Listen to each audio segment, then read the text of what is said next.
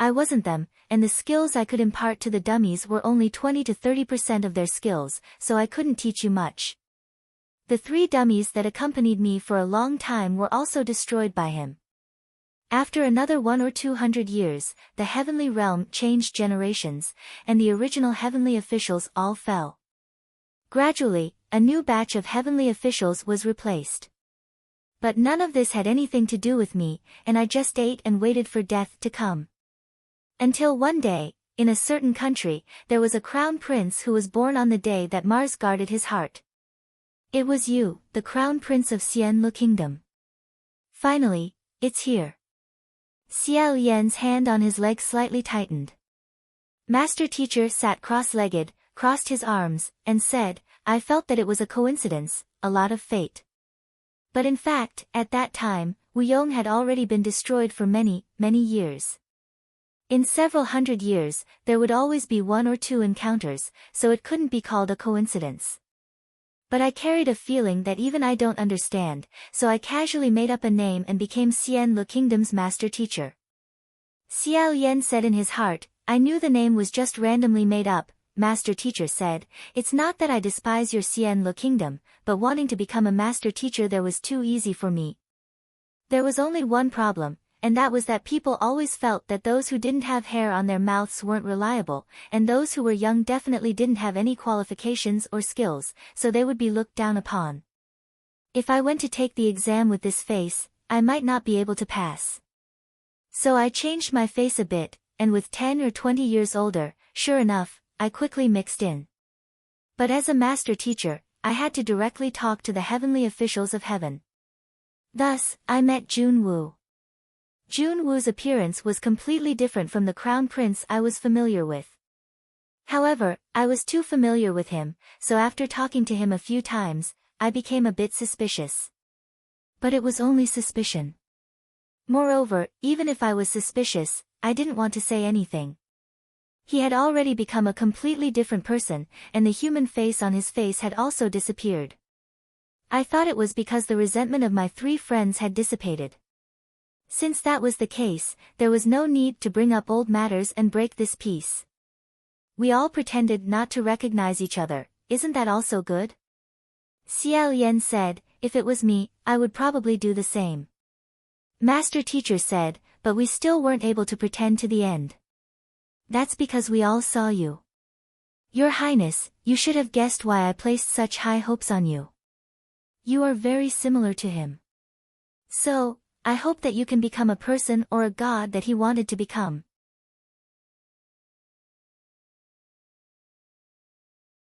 You can do what he couldn't do, you can use your perfection to make up for the regrets that he and I had. However, Hua Cheng indifferently said, from the beginning, you were wrong. You don't resemble him at all. Master teacher glanced at him and said, now, of course you can say that you don't resemble him. But in the past, you were very similar. Moreover, the bad thing is that you are too similar. He turned back to Xiao Yan and said, Crown Prince, that time when you saved that child who fell from the city wall, I wasn't too happy. Not only was it because of that incident, but it was also because you were too eye-catching. You attracted Jun Wu's attention. Jun Wu began to mention you to me. He was very fond of you. Every time we talked about you, I faintly felt that something was wrong. But I could see that he really liked you. It was the joy of finding a good seedling that he liked. Moreover, he wanted to pick you up, but every time, I would use all sorts of reasons to persuade him to go back. Xiao Yan wasn't too willing to believe that Jun Wu's attitude towards him was all fake, but after hearing Master Teacher say this, he felt complicated and indescribable. Master Teacher said, the turning point was at the One Thought Bridge. Hearing these 3 words, Xiao Yan came back to his senses. Master Teacher said, do you still remember the ghost at the One Thought Bridge? Xiao Yan said in a low voice, that was the opportunity for me to ascend. Of course I remember. Master Teacher said, when you met that ghost, I already felt that something was wrong. This ghost haunted the broken bridge in the wilderness. He was wearing broken armor, stepping on fire, covered in blood and swords. Every step he took left a trail of blood and fire behind him. And the 3 questions he asked you. All of them made me very concerned and uneasy, but I couldn't tell what was wrong. And after you defeated the ghost at the bridgehead, you quickly ascended. I didn't even have time to think about it. Fortunately, after you ascended, Junwoo's attitude towards you was as good as ever. He was very fond of you, as if nothing had changed. I also told myself not to think too much. Then, there was the drought of Xianlu and the chaos of Yong'an. And the appearance of that thing, by Wuxiang. Xiao Yan held his breath. Master teacher said, as I said, I didn't know what that thing was at first. Even after the appearance of the human face plague, I only suspected it. But because vengeful spirit parasites weren't that rare, it just didn't spread so widely. In addition, I had some resentment towards the so-called heavenly Tao. At first, I thought that Bai Wuxiang might be born of nature and that the heavens wanted to punish you. But as you came in contact with that thing more and more, the human face plague became more and more rampant. Many things made me think of the worst possibility. Xiao Yan said, many things. What do you mean specifically? For example?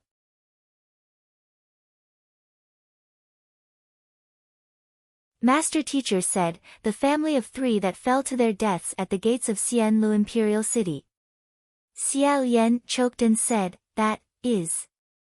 Master teacher said, later, I examined the corpses of those 3 people and discovered that they weren't 3 people at all, but 3 empty shells. Xiao Yan said, but empty shells are hollow. They don't have internal organs, so they won't bleed. Master teacher said, there's no need for internal organs. Falling from such a high place, the internal organs would have long been smashed. As long as the empty shell is stuffed with rotten meat and filled with blood, it'll be fine. Among those 3 friends of mine, one of them was the best at making these kinds of strange things. Things like empty shell dummies were first made by him. He only taught us, and at that time, the method of making empty shell dummies wasn't as widespread as it is now. They're dead, so who else can make empty shell dummies and make them so lifelike besides me? Xiao Yan lowered his head, his pupils contracting. That family of 3 that fell to their deaths at the gates of Xianlu Imperial City had directly ignited the flames of war. However, those few people's lives were simply fake. It was a trap. Xiao Yan said, then why didn't you tell me at that time? Master teacher said, I didn't dare. If it really was him and I told you, with your temperament at that time, wouldn't you have directly rushed up to settle accounts with him? That wouldn't have been able to save you and Xianlu country. It would only hasten your destruction. Moreover, even if there weren't those 3 empty shells, sooner or later, something else would ignite the flames of war. Just like that missing dog in Xianlu Imperial City. In the end, you were defeated. Xianlu was also defeated. I really couldn't bear it anymore. So, I first dismissed everyone from Huangji Monastery and invited him to descend to the Divine Martial Palace. Then, I directly tore apart his identity. This was also what Junwu had said, the one they had met 800 years ago. Master teacher said, I questioned him about many things, but he didn't admit or deny it. In the end, I asked him, Your Highness, what do you want? He finally replied. He said that he wanted you to become his most perfect successor. If there was one person in this world who could completely understand him, it would be you. As long as you succeed, you would never betray him. I understood what he meant. In the heat of the argument, we started to fight again. I couldn't fight at all. If I fought, I would undoubtedly die. He didn't even need to move a finger to crush me to death. However, at this time, his expression suddenly changed and he covered his face. I was startled. Only then did I realize that on his face, those 3 faces had once again appeared. Turns out they didn't disappear. He had only been using his powers to suppress them.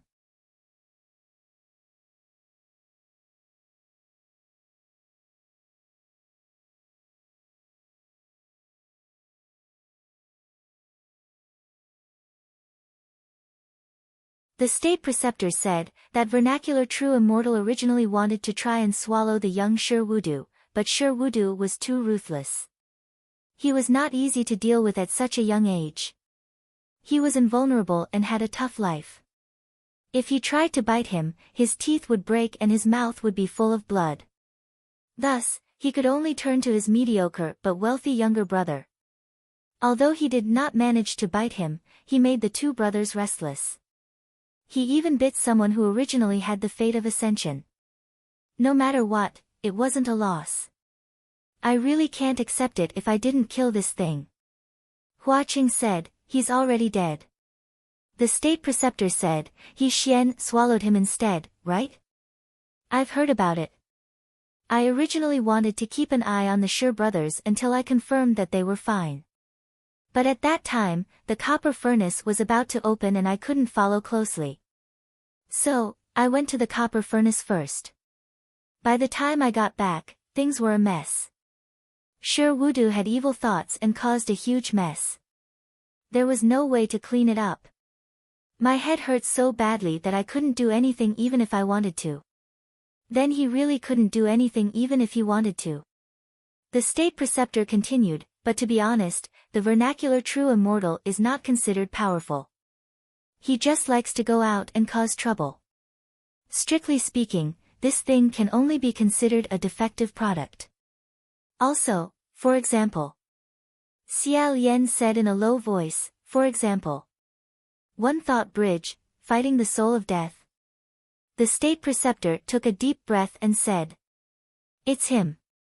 Otherwise, why do you think I said that everything was because of a sentence from you?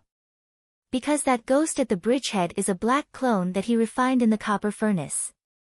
Every many years, it will come out to cause trouble and kill people to vent its anger. But, it just had to be you, who defeated that monster. He felt that the ghost at the bridgehead had been killed and immediately went down to investigate. He saw you. And you just had to say that sentence in front of him, body in the void, heart in the land of peach. This was simply a crazy mockery to him, touching his reverse scale.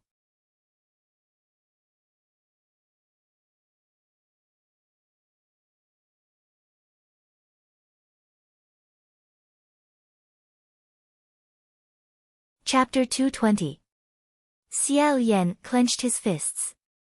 His breathing became chaotic. In one sentence. It sounded so inconceivable. Even funny, but he couldn't laugh. Imperial advisor said, other than these monsters, there's more. Your Highness, do you remember when you brought the kid you saved from the city tower to the Huangji temple? Did I jump in fright? Xiao Yan immediately returned to his senses. He quickly glanced at Hua Cheng. I remember. What happened to that kid? You said he was. Imperial advisor said, Tian Sha Gu Xing. He said in a low voice, at that time, I felt that the kid's evil aura was too heavy. It was too unusual. Later, I compared it with the other 3 people in the copper furnace. Only then did I realize that the copper furnace could not only produce monsters. It could also curse. Just like how you can scatter your luck. The copper furnace can also scatter the bad luck it stored. After it scatters, it will scatter everywhere. That kid's birth date was extremely sinister. Good luck breaks the heavens. Bad luck pierces the earth.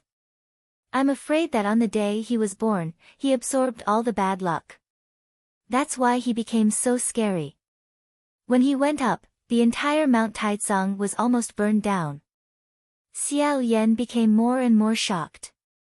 He slowly turned his head and looked at Hua Cheng. He was obviously talking about his own matters. Hua Cheng's expression didn't change. Instead, he smiled at him. Imperial advisor continued, under normal circumstances, that kid must have lost his parents at an early age. If he didn't, his parents would have abandoned him and he would have been abused. It would have been better if both his parents had died. Furthermore, he wouldn't have lived past 18. He would have caused the people around him to die, scatter, and be unlucky. He would have been like a jinx. That's why I told you to quickly chase him away and not come any closer. Xiao Yan couldn't listen anymore and said, Imperial Advisor. Don't say any more. Imperial Advisor nodded and said, I won't say any more. I'm just giving you an example to show you how scary the copper furnace is. Xiao Yan didn't know what to say. Hua Qing smiled and said, Scary isn't that scary. However, Imperial Advisor's calculations are quite accurate. Xiao Yan thought that Hua Qing might not live past 18. His hands slightly trembled. At this moment, a hand reached out from below and gently covered the back of his cold hand. Both of their hands were equally cold, but when their hands overlapped, there was warmth. Imperial Preceptor said, He has been giving you a test. The human face plague of Xian Lu was the first problem. According to his answer, as long as you chose to launch the human face plague on Yong'an, you would have passed the test. Not only would he not demote you, but he would also help you cover it up, allowing you to truly become his trusted successor. 1 step to the heavens, 2 steps to defy the heavens.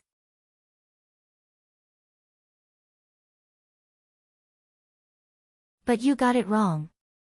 When you were demoted for the first time, he probably set another question for you, and you still didn't give him a satisfactory answer, so you ascended and were immediately beaten down by him. A pale, smiling face appeared in Xiao Yan's mind. He paused for a moment, then said in a low voice, Actually, I was the one who requested it. Hua Qing said, Big brother, trust me. Even if you don't ask for it yourself, he has thousands of ways to make you go down. Xiao Yan continued, however, Bai Wuxiang was also defeated by him. Hua Qing said, But he didn't die. Xiao Yan asked, But what's the point? Imperial Preceptor said, Of course, Bai Wuxiang can kill you, but what he wants isn't to kill you. In fact, as I said, he likes you very much. He doesn't want you to die at all, he just wants you to become the way he wants you to be. Hua Qing also said, Killing you can't achieve this goal. If you die in that state, you will never change, and he can't bear it. But Bai Wuxiang also has no reason to let you go so easily. What better way to deal with it than for the Divine Martial Heavenly Emperor to descend to the human world, drive away the demons, and save you from danger? That way, you will trust and be more grateful to him. He didn't succeed twice, so he must be extremely unhappy in his heart. Imperial Preceptor said, When you were demoted for the second time, he had countless opportunities to slowly teach you and slowly wait for you to change your mind. According to my observation, he had already calmed down. However, this tranquility had been broken recently. The opportunity is your third ascension. If you were a pile of mud, then it'd be fine. But you were already like that, yet you didn't follow the arrangements he made for you. You can ascend again, and you still look the same as before, not changing at all. I don't know what he will think when he sees you, but I feel that he will definitely give you another test. Hua Qing said, Look at what he did after that and you will know. Big brother, try to recall what has happened since you ascended for the third time. Xiao Yan quickly entered the state of mind. After thinking for a moment, he said, The first thing, Mount Yujun. I captured the female ghost Xianji. At first, I didn't find the ghost bridegroom. Halfway through, the fetus spirit used a nursery rhyme to guide me. Presumably, it was his idea, but I thought he was helping me in that matter. Hua Qing said, He was just helping you complete the task. The direct result was capturing the female ghost Xianji, but what about the indirect result? Xiao Yan probed. Poking the hornet's nest of General Pei's old lover, bringing him some trouble. Imperial Preceptor said, This can be considered a small problem. If you knew that you would offend Pei Ming, would you have handled the task of the ghost bridegroom in a different way?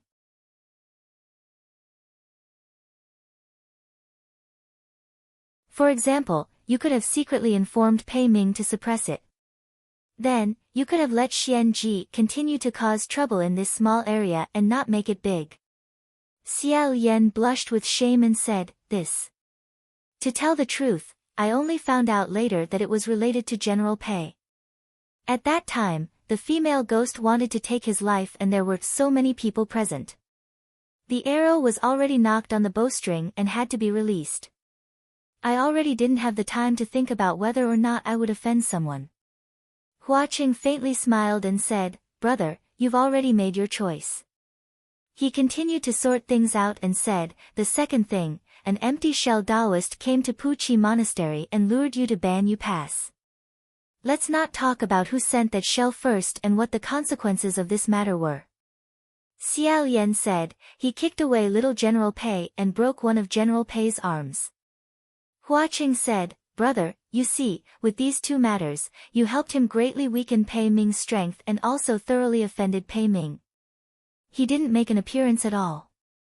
The enmity is all yours, yet you're still grateful to him." Hua Qing continued, "If I didn't guess wrong, in these 800 years, he hasn't neglected to keep an eye on you.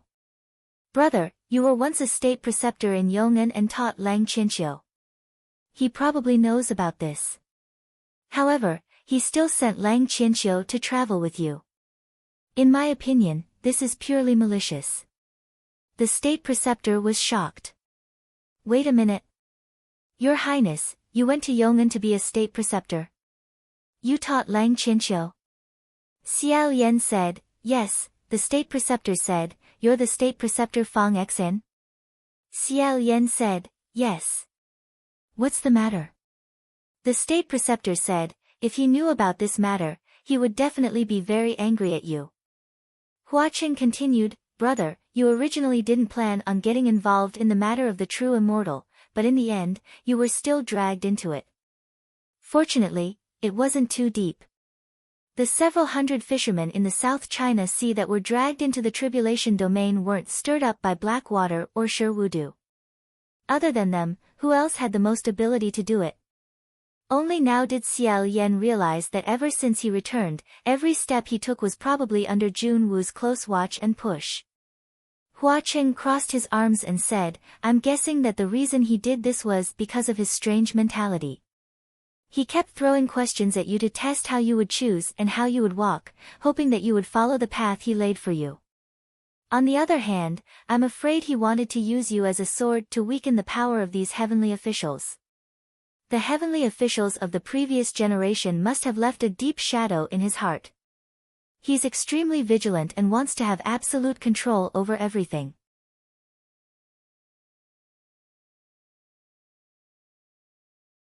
He doesn't allow anyone to threaten his power and position, and he can't let the other heavenly officials catch up to him. Furthermore, I think." Xiao Yan happened to be thinking too, so he said, "What?" Hua Qing said, "The matter of Shi Wudu exchanging Shi Qingshuan's life, and the matter of Blackwater sneaking into the heavenly court to investigate, could it be that he really doesn't know anything?" This was also what Xiao Yan was thinking. Could it be that Jun Wu, who sat at the highest position, really didn't know anything about this? Not very likely. He could directly check all the files that passed through Lingwen Palace Hall. If there were any falsifications, would he really not be able to detect any clues? The Navy committed such a huge crime, yet they practically hid it from everyone and were safe and sound for many years. It was only after he started to walk sideways in the heavenly court that his dirty laundry was exposed. Hua Qing said, "Perhaps, he had already sensed it from the beginning. It's just that at that time, the Navy's position didn't threaten him, so the matter wasn't exposed. If it had been exposed earlier, it might not have been good. If Shi Wudu was demoted, a new navy would have come up. The new navy might not have such a big handle and a disaster that he could use against them." He continued, "If I were Jun Wu, I would be very unhappy with Shi Wudu. But if I wanted to get rid of the navy, I wouldn't even need to do it myself. I only need to quietly watch as he stirred up trouble and became more and more unrestrained. When I couldn't tolerate him anymore, I would directly leak the information about exchanging lives to Blackwater. Blackwater would naturally take revenge for himself and his dead relatives." Hua Qing said, "As for why he gathered 10,000 ghosts in the copper furnace and wanted to refine them into the world, it could be because," Xiao Yan said, "checks and balances." Hua Qing said, "Yes. On one hand, he was probably happy to see the evil come into the world and bring disaster to the world. On the other hand, as long as there was something to bring disaster to the world, there would be people who would pray for it. And as long as the believers prayed, the power of the God would become stronger. The state preceptor sighed and said, "Every time the copper furnace opened the mountain, the four of us would go and stop it. But we didn't succeed every time. This time, it was too big." He killed a small portion of the Wuyong resentful spirits that came out of the copper furnace and used thousandly to send the majority away. Then, he sent the others away. He himself stayed behind to check and destroy some things. He guessed that I would go find you, so after dealing with the copper furnace mountain, he rushed over and captured me. I thought that we couldn't continue like this. The Wuyong kingdom had already surfaced. With his vigilance, he would most likely change the heaven realm again.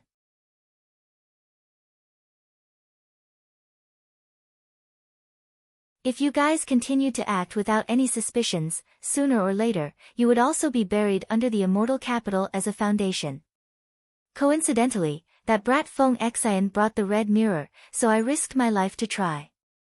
Originally, his power was getting stronger and stronger, and the red mirror could no longer reflect the things on his face. But because he had fought with the 3 mountain monsters not long ago, his human face was activated again. I'm almost done. Do you have anything else you want to ask, Your Highness? While Xiao Yan was deep in thought, Hua Qing said, I do.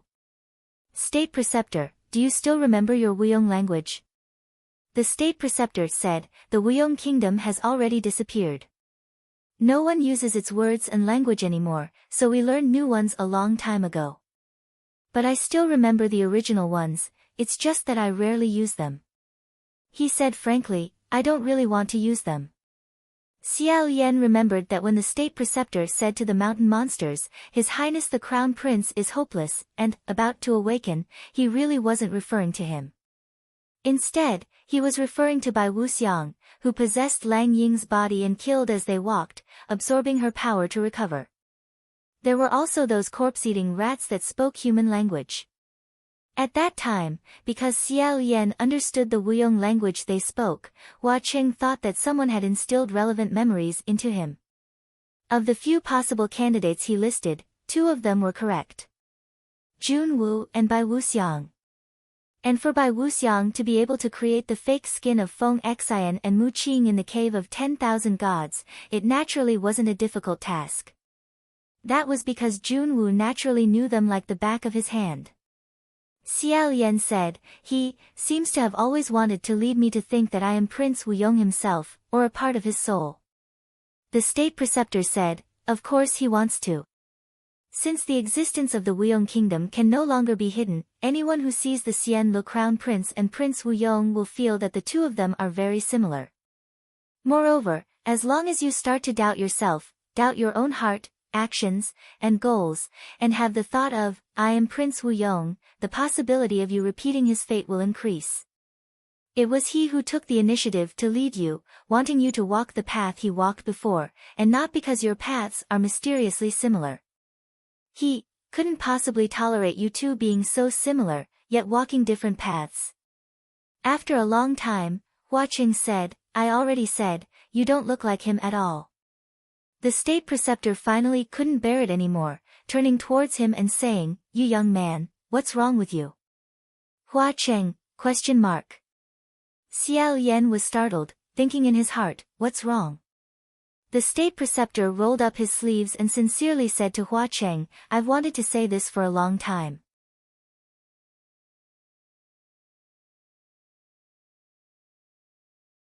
Young man, why is your smile not sincere at all?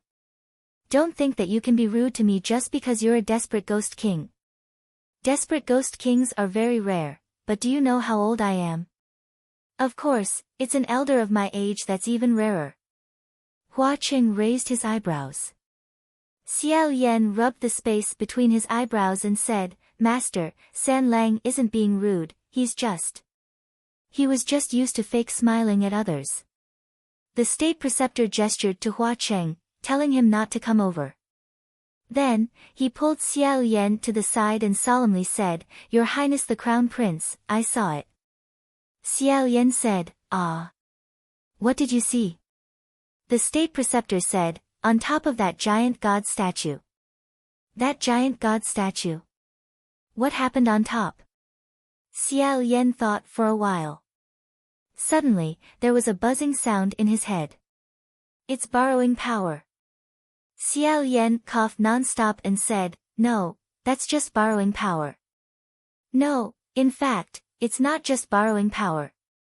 In short, the state preceptor's words became even more sincere and heartfelt. "Your Highness, what's going on with you? Could it be that because I've been too strict and you've been cultivating for too long, not being close to women, you've changed?" Xiao Yan frantically waved his hands. "It's definitely not that kind of reason." The state preceptor suspiciously said, "Then, could it be innate? I've never seen it before." Alright, then you really aren't like him in this aspect." Xiao Yan. "Wait a minute. That's not it either." The state preceptor sighed and said, "You don't have to be afraid, Your Highness. I'm not saying anything to you. I won't teach you anything I'm not good at.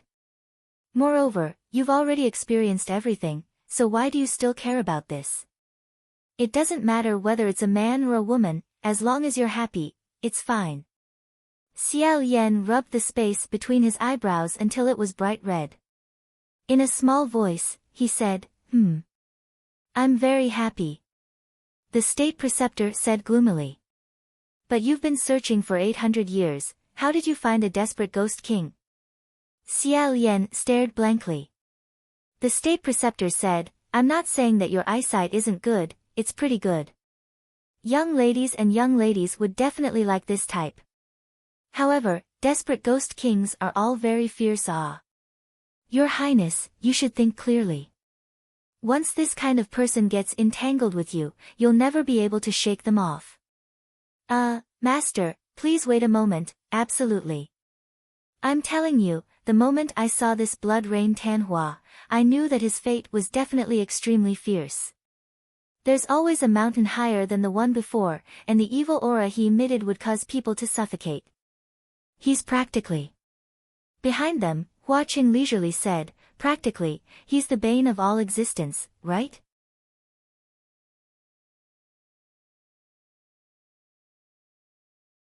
Xiao Yan had already tried his best to stop the state preceptor from continuing, but he still didn't succeed. Covering his face, he silently retreated behind Hua Qing.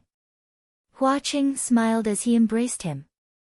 Raising his eyebrows, he said, "My smile is indeed very insincere.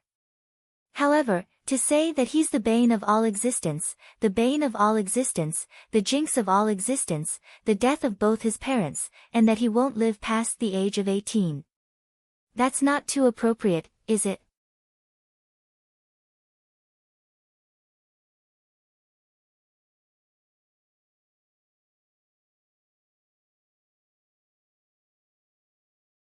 Chapter 222. Hearing this, Xiao Yan's hair stood on end. The hairs on his back stood on end. He felt as if he was experiencing what the imperial tutor felt when he sneaked into his room late at night and took off his mask.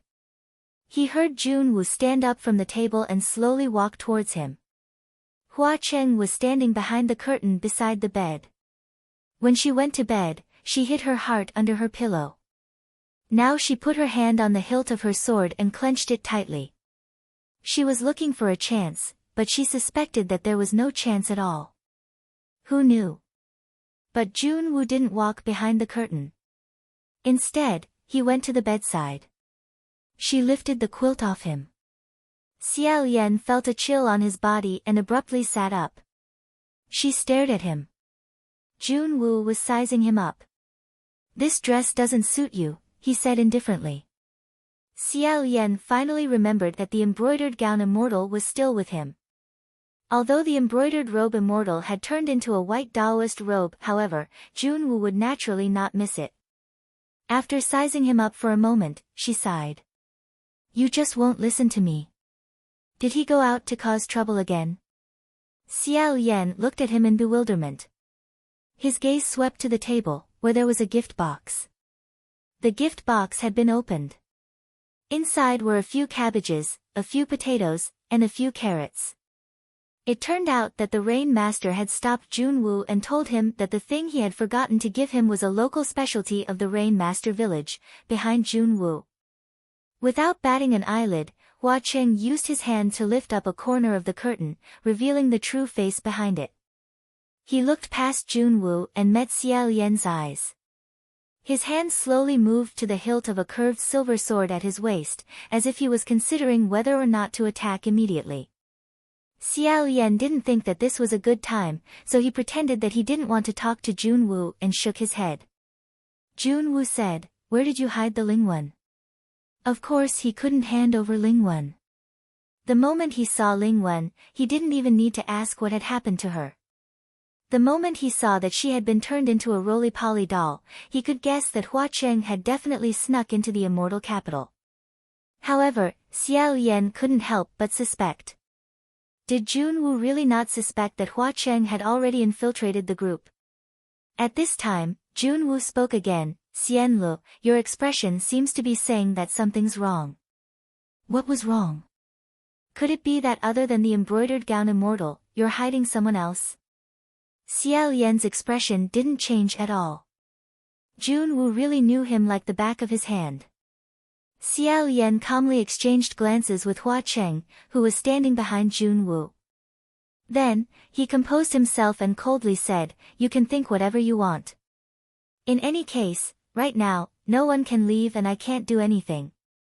As long as you are happy."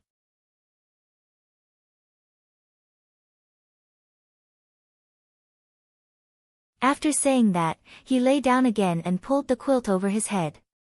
Junwoo turned around and began to slowly pace around the Xianlu Palace, searching around. He searched unhurriedly for a while, but did not find anything. After thinking for a while, he turned to the curtain and stretched out his hand. When the curtain was lifted, it was empty. After standing still for a moment, Junwoo put down the curtain and returned to the table. Xiao Yan, who was lying on the bed, had yet to relax. Under the blanket, Hua Cheng was lying next to him. Their faces were very close together. Xiao Yan's heart pounded fiercely, his entire body tensed up. Hua Cheng faintly smiled, silently saying, "Your Highness, don't be afraid." Just now, when Junwoo turned around, Hua Cheng calmly lowered the curtain. When Junwoo walked over, he calmly walked out from behind the curtain and silently flashed to Xiao Yan's bedside. Xiao Yan pulled him onto the bed and stuffed him inside. Just as Hua Cheng rolled onto the bed, Junwoo turned around again. The timing was perfect. Coupled with the subtle positioning, Junwoo couldn't see anything except a messy quilt. Finally, Junwoo said, "Xianlu, don't sleep. In any case, you can't sleep. Get up and come with me." Xiao Yan actually wanted to stay on the bed and not get up. However, he was afraid that Junwoo would come over and lift the quilt if he didn't get up. Thus, he slowly got off the bed and left the blue roly-poly hidden in his sleeve next to the pillow. Junwoo had already left the bedroom. Xiao Yan looked back and saw that Hua Cheng had also gotten off the bed and was about to come over with a heavy gaze. Xiao Yan hurriedly waved his hand, indicating that he absolutely couldn't expose himself. It was fine. Junwoo, who had already left, said again, "What's wrong? Why haven't you left yet? Is there something on the bed that makes you not want to leave?" Xiao Yan immediately went back to the room and took the box of local produce from the table. He closed the door behind him and came out. Hugging the gift box, he took a radish and took a bite. He lightly said, "It's nothing. I'm just hungry." Junwoo looked at the thing in his hand and said warmly, "If you like this, I still have more. I'll send it to you another day." Xiao Yan, after walking a few streets, he heard a voice shouting from afar, "Ha ha ha ha ha. Feng Xin. You dog. This ghost king is stepping on your palace right now. How about it? How about it?" Come and hit me. Ha ha ha ha ha. It was Qi Rong again. When he got closer, he saw that all the golden palaces had been brutally destroyed by him. There were big and ugly, "You were here" signs everywhere. Qi Rong was still tearing the roof tiles and shouting at the celestial officials who were locked inside. Gu Zi was beside him, feeling wronged, wanting to say something but hesitating. At the moment, he was jumping around in Feng Xian's Nanyang Hall. Feng Xian was annoyed and completely ignored him.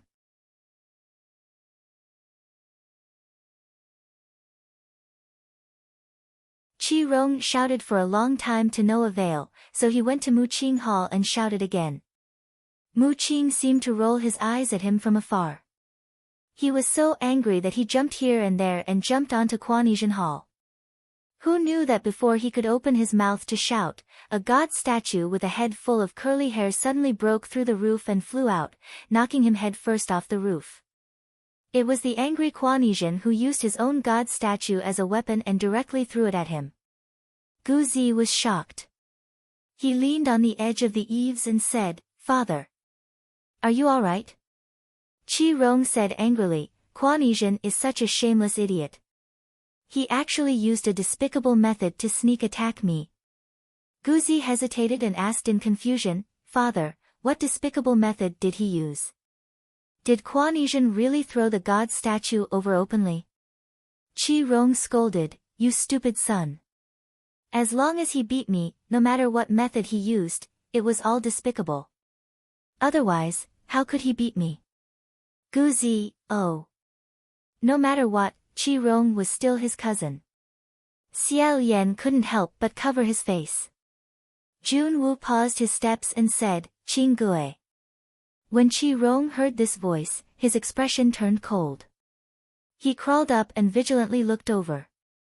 It seemed like he was very afraid of Jun Wu. With this glance, both the father and son naturally saw Xiao Yan. Gu Zi happily said, "Brother tattered Taoist priest." Qi Rong evilly smiled and said, "Yo. Who is this? Isn't this the crown prince's cousin?"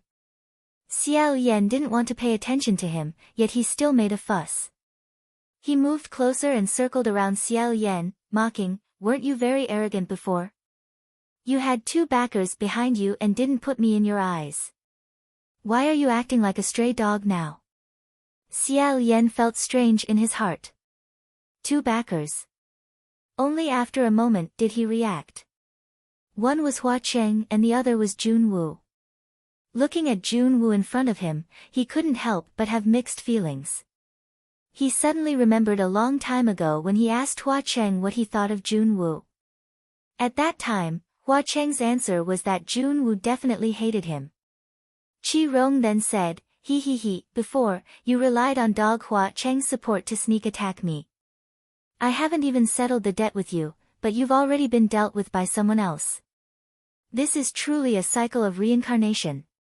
Jun Wu calmly said, "Qing Gui, don't talk nonsense with Xian Lu.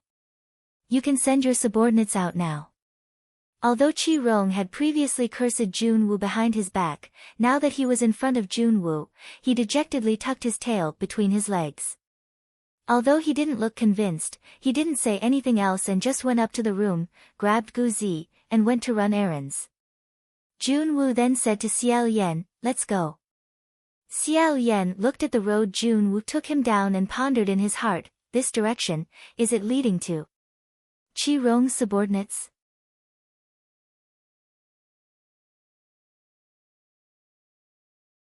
Could it be? After a while, they turned a corner and sure enough, a gorgeous martial god palace appeared in front of the two. Mingguang Palace. Inside the palace, chaotic shouts and roars could already be heard. Xiao Yan was startled. Unable to follow behind Jun Wu, he rushed inside. Inside the palace, he saw that it was truly a chaotic mess. Pei Ming's face was ashen. Xian Ji was like a dead snake wrapped around his body. She twisted and turned a few times and even wanted to tie a knot. Xian Ji's long hair was disheveled, her face was green, her teeth were red, and her eyes were ferocious. Xianji looked like she wanted to bite Pei Ming's neck, but her own neck was being pulled out by Half Moon. On the other side, a broken sword was pointed at Pei Ming's throat. It seemed like it was going to stab into Pei Ming's throat, but Pei Su grabbed it tightly with both hands, stopping the blade from moving forward. Behind Half Moon and Pei Su, Kuemo was swinging his fists, wanting to smash them. If it wasn't for the ashen-faced Pei Ming holding on to his last breath, Kuemo's fists, which were bigger than iron hammers, would have crushed Pei Su and Half Moon. Xianji shrieked, "Get lost! Pei Ming's dog life is mine, mine, it's all mine." Rong Guang, who was attached to the Mingguang sword, scolded, "Get lost! You really don't have any self-awareness. There aren't 1,000 women that Pei Ming doesn't want, but there are at least 800 of them. The one who wants Pei Ming's dog life is me." The veins on Pei Ming's forehead bulged. "You. Both of you, are sick. All of you, get lost." Xiao Yan's heart was filled with sympathy.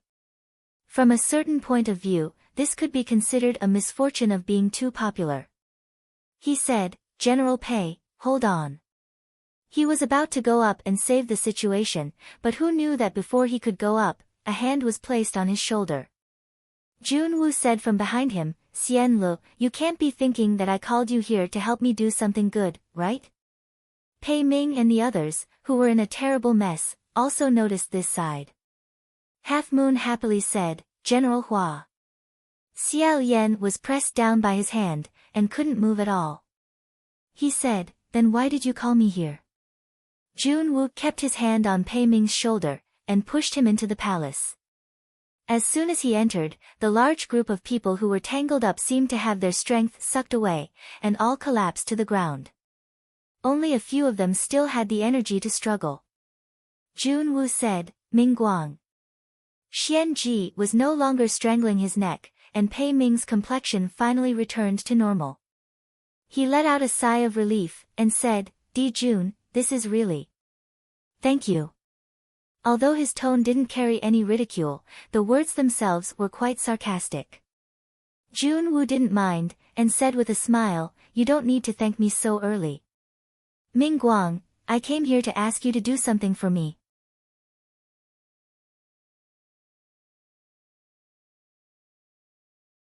"Pei Ming, what is it?" Jun Wu said, "In the imperial city of the lower realm, there is a human array."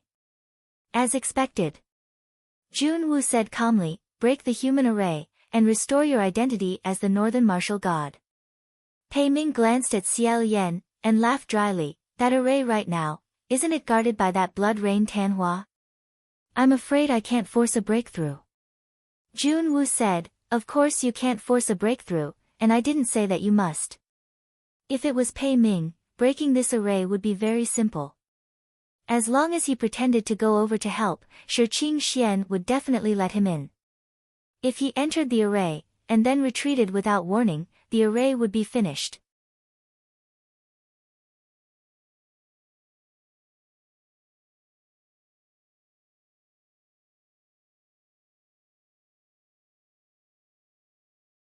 Chapter 223. Xiao Yan said, "General Pei, that array, it's guarding the resentful spirits gushing out of the copper furnace. Once it breaks, the third human-faced plague will break out. I'm afraid. The world will be in chaos and the people will be plunged into misery and suffering." Pei Ming rubbed his nose and said, "Let me confirm. You didn't give me any other choice, right?" Jun Wu said, "Of course. If you go down, I'll let you go. If you don't go down, I'll let them go." Who were they? Xianji, Rong Guang, and Kuemo. Those three ghosts were at the side, their eyes were glowing with a hungry green light. One could imagine. Once they let go, what would they do? Choke to death, scratch to death, stab to death with a sharp sword, smash to death with a fist, choose one, or all. Jun Wu said again, "Little Pei is also here. I think you value this junior of yours very much. After all, in order to protect him, you can cover up the fact that he lured people to their deaths at the Ban Yu Pass, and even push the blame to others. When Rongguang heard this, his anger rose again, and he scolded Pei Ming for not being loyal. Xian Ji was also muttering to herself bitterly on the side. She wanted her great-great-great-grandson instead of her brother. Pei Ming endured the demonic sound piercing his brain. After thinking for a long time, he sighed and said, "Can you let me think about it again?" Jun Wu said, "My patience is limited, I don't want to give you too much time." As soon as he finished speaking, the three ghosts were overjoyed. They could actually move, and in an instant, they pounced over.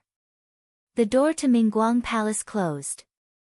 Xiao Yan heard someone scream and something's tearing coming from inside. His expression suddenly changed as he said, "General Pei. Ban Yu." He wanted to go in and take a look, but Jun Wu's hand was still on his shoulder, forcefully pushing him towards the other end of the street. Xiao Yan repeatedly turned his head, but he couldn't help himself. He angrily said, "What do you want to do?" Jun Wu said, "Next." "Next? What's next?" After walking for a while, he stopped again. Xiao Yan's breathing was almost stagnant. Lang Qianqiu's Taihua Palace. Qi Rong also walked over from the other side of the street with grains under his armpit. He looked refreshed. It seemed that he had just visited all the divine halls and was very satisfied. He said, "Why did you call me here?" Jun Wu actually called Qi Rong over to Taihua Palace Hall.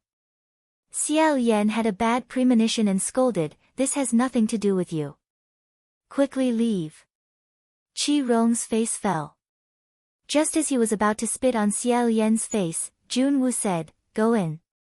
Qi Rong smiled proudly and said, Hey, you can't keep your word here." He then walked in arrogantly. In Taihua Palace, Lang Qianqiu's face was gloomy as he paced back and forth with his hands behind his back. Seeing Xiao Yan and Jun Wu arrive, he suspiciously asked, "What are you two doing here?"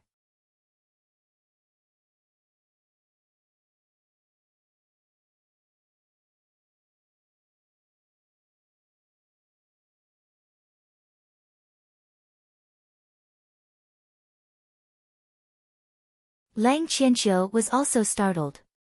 Taking advantage of this opportunity, Qi Rong grabbed Guzi and scrambled away. Lang Qianqiu shouted, "Stop!" How could Qi Rong possibly stop? Xiao Yan said, "Qianqiu, let the other heavenly officials out first." Lang Qianqiu subconsciously replied, "Yes, master." After he answered, both of them were startled. Lang Qianqiu glanced at Xiao Yan before madly dashing out. On the other side, Hua Qing withdrew his blade of misfortune. Thousands of silver butterflies crazily swept over and wrapped around Jun Wu. He pulled Xiao Yan and said, "Let's go." Those silver butterflies couldn't hold Jun Wu for long, so the two of them ran out onto the streets. Lang Qianqiu's movements were very fast. He knocked down a large group of guards and released many heavenly officials from their shrines. They rushed out onto the streets of Immortal Capital, all of them panicking. Why is there a fire? Who set it on fire? It's not an ordinary fire either, there's no way to extinguish it. From afar, they could still hear Qi Rong screaming as he ran. Fuck that Jun Wu, he's crazy. I'm still here. Yet he set fire to his own territory.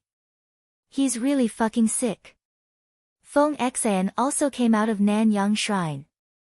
He stood on the streets as if he was looking for someone. Beside him, Mu Qing asked, "How do we leave?" "There's no way to leave. Can we fly?" Everyone is injured right now, and their powers are also limited. "We can't fly," in other words, even if they were released from their shrines, they would still be trapped in Immortal Capital by the Sea of Fire. At this moment, everyone suddenly felt the ground violently shake. They were even more shocked. What's going on? An earthquake? Lang Qianqiu said, "How is that possible? This is Immortal Capital, and it's floating in the sky. How could there be an earthquake? What exactly is that?" Speaking up to this point, everyone choked. After a while, they all raised their hands and pointed forward. Someone mumbled, "What is that thing?" Amidst the flames that filled the sky, at the end of Immortal Capital's long street, a huge human head appeared, staring at the hundreds of heavenly officials on the street. That head was simply too big. It was several times bigger than a golden palace hall. Furthermore, it was smiling. It was originally a very peaceful and kind smile, but in the boundless night and blood-red flames, it seemed a little strange. Someone hugged his head and said, "Am I hallucinating? What a big crown prince." It was that huge stone statue of a god. It had flown up. Xiao Yan was also stunned. Wasn't that statue lying in Bronze Cauldron Mountain? Furthermore, without his control, that statue of a god couldn't fly up. He didn't give any orders, and he didn't have enough power, so why did it fly up? Looking again, in the dark night, that huge stone statue of a god was surrounded by dazzling heavenly light, dotted with stars.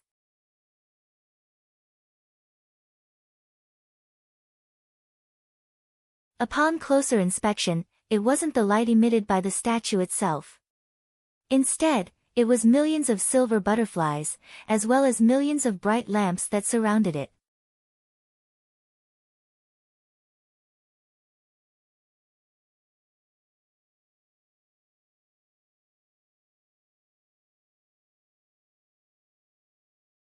Chapter 224. Under the astonished gazes of countless pairs of eyes, the huge stone statue of the god. Smiling, he rose higher and higher.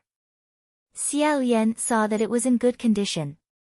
The leg that was previously broken by Wuxiang also had no traces left.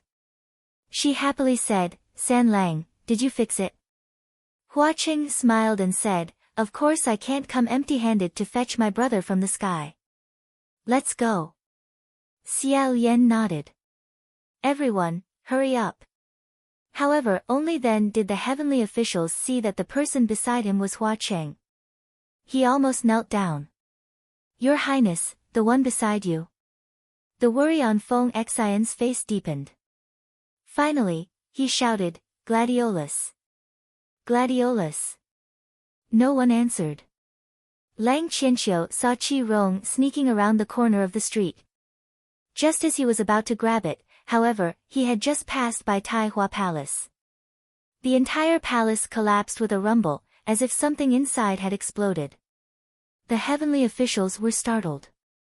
Looking back, he saw that amidst the raging fire and the ruins, a figure stood silently with his head lowered. Junwu came out. As expected, the silver butterfly couldn't stop him. Qi Rong hurriedly slipped behind Junwu and shouted at the crowd, "Trash! All of you are trash. Come over if you can." He was the only one who didn't know what was good for him and dared to approach. The other priests, none of them dared to speak. Black Qi soared into the sky from the white-robed martial god's body. At the same time, a blinding white light shone. The two colors changed unpredictably. All the heavenly officials were extremely unfamiliar with this Junwu.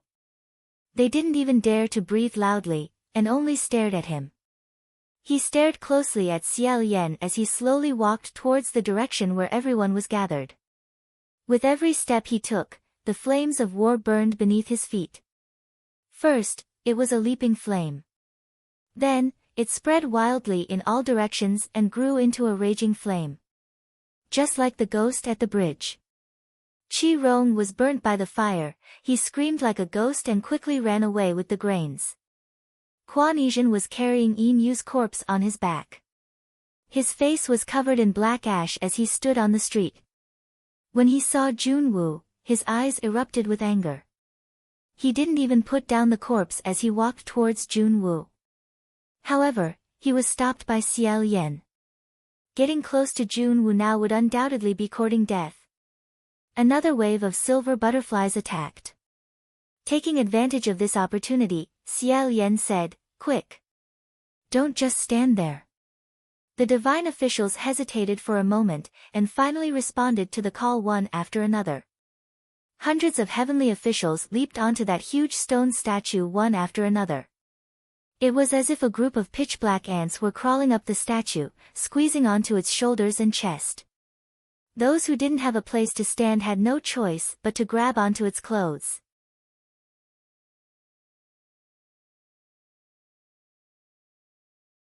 If it wanted to fly, it couldn't just rely on those bright lights and silver butterflies. But right now there were too many people, so Xiao Yan couldn't do anything to Hua Cheng. In a moment of desperation, he pulled over a heavenly official, cupped Hua Cheng's face from behind, and deeply kissed him. Seeing immediate results, Xiao Yan's entire body was immediately filled with spiritual energy. The heavenly official, who was treated as a living screen, stiffened from head to toe. Shocked, he said, "What are you guys doing behind my back?" Countless pairs of eyes looked over in shock. Only then did Xiao Yan discover that the person he had pulled over to block the view was actually Lang Qianqiu. In his heart, he said, "I didn't do anything. It's not something you should see." He turned around and said to the statue, "Fly." When the statue heard his call, it seemed to be activated by something. Its slightly closed eyes suddenly opened, and the smile on its face deepened. The silver butterflies and bright lights suddenly scattered, but the statue still steadily floated in the air. Its long hair and sleeves seemed to be fluttering in the wind. It flew up. Xiao Yan and Hua Cheng jumped up and stood on the jade crown platform on top of the statue. Xiao Yan said, "Everyone, stand firm. Hold on tight." As soon as he finished speaking, the statue's body slightly sank. Rumble, rumble, rumble. With a whistling gale around it, it suddenly flew forward. Xiao Yan and Hua Cheng stood at the highest point, carrying the statue and the many heavenly officials away from Immortal Capital. However, many of the heavenly officials had placed their 100 years of savings in Immortal Capital. They couldn't help but turn around and beat their chests and stomp their feet in regret. After calming down a little, Xiao Yan suddenly remembered that he had been in a hurry just now, so he didn't have time to count the number of people. He didn't know if Pei Ming and the others had met with misfortune. Xiao Yan was quite worried. He looked for familiar figures in the crowd below and said, "Master. General Pei. Are you guys here?" From afar, he heard the state preceptor's voice say, "I'm here." Only then did Xiao Yan feel slightly relieved. At this moment, someone suddenly shouted, "It's catching up. It's catching up." Turning around to look, sure enough, behind the giant stone statue, a bright red thing was chasing after them. It was like a red light that wanted to take their lives. It was Immortal Capital. Originally, Immortal Capital was surrounded by auspicious clouds. However, at this moment, the flames of war filled the air. It had already turned into a flaming demonic city. Someone said in alarm, "It's Di Jun." Di Jun moved Immortal Capital over. "He wants to kill us all. He's almost catching up." However, Xiao Yan said, "It won't be that easy." His hand seal suddenly changed, and the giant stone statue's eyes suddenly lit up.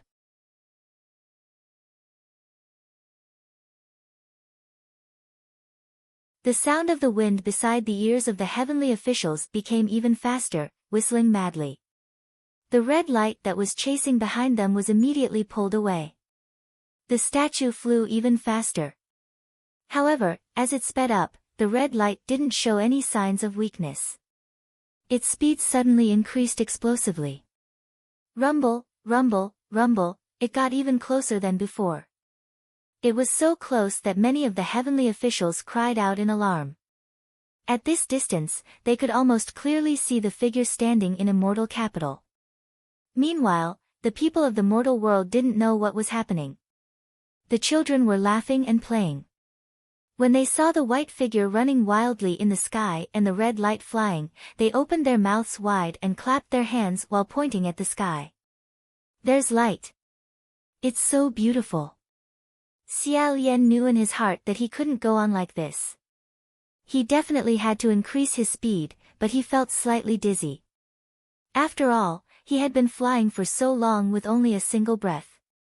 Hua Cheng supported him. Before the two of them could say anything, they heard Imperial Preceptor shout from below, "What are you all standing there for?" A group of heavenly officials even needs the Ghost King to borrow his mana to help them escape. Don't you feel ashamed? Some of the heavenly officials were unconvinced. Who are you? What qualifications do you have to lecture us like this? Imperial Preceptor said, "Who I am isn't important. Although when I was in the celestial heavens, you all were still playing with mud somewhere, I definitely have the qualifications to lecture you all. What's important is to quickly put your precious jade hands on this statue. Give me as much mana as you have. This way, this statue will be able to fly even faster. Otherwise, won't you just wait for him to catch up? Are you all so used to looking on with folded arms that you've forgotten that your own lives are at stake? Do you all need me to remind you of this?" Only after his reminder did the heavenly officials return to their senses. They secretly felt ashamed that they actually forgot they could use this method to support themselves. Thus, one after another, they put their palms on the statue and shouted, "Your Highness the Crown Prince, I will lend you a helping hand." Then I'll do it too, not much. Just make do with it." Just like that, the 700 hands and 800 feet of the statue were once again filled with mana. Xiao Yan felt his spirit rise, and the statue once again exerted its strength. This time, with a rumbling sound, the red light was shaken off by several dozen kilometers. The heavenly officials let out a huge sigh of relief and one after another wiped their sweat. Xiao Yan was the same. Suddenly, Hua Qing said, "Big brother, go down." Since he had spoken, Xiao Yan didn't ask why. He controlled the statue to break through the rolling pitch-black clouds and directly descended.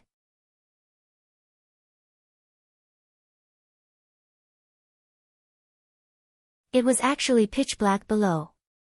Not a single trace of light or human habitation could be seen. The heavenly officials were bewildered. What is this place? Why is it so dark? It's so strange. Your Highness the Crown Prince, why did you come down? I don't think we should stay here for long, however, Hua Qing said, "Stay here and don't move. We'll wait." The gigantic stone statue floated in midair. Xiao Yan said, wait for what?" Hua Qing softly said, "Wait for him to catch up. We'll fight him first." Just as he finished speaking, a red light broke through the dark clouds above, and the burning immortal capital also began to sink. The heavenly officials stared blankly as the red light gradually approached. Their blood ran cold, and they all said, "Your Highness, what are you doing?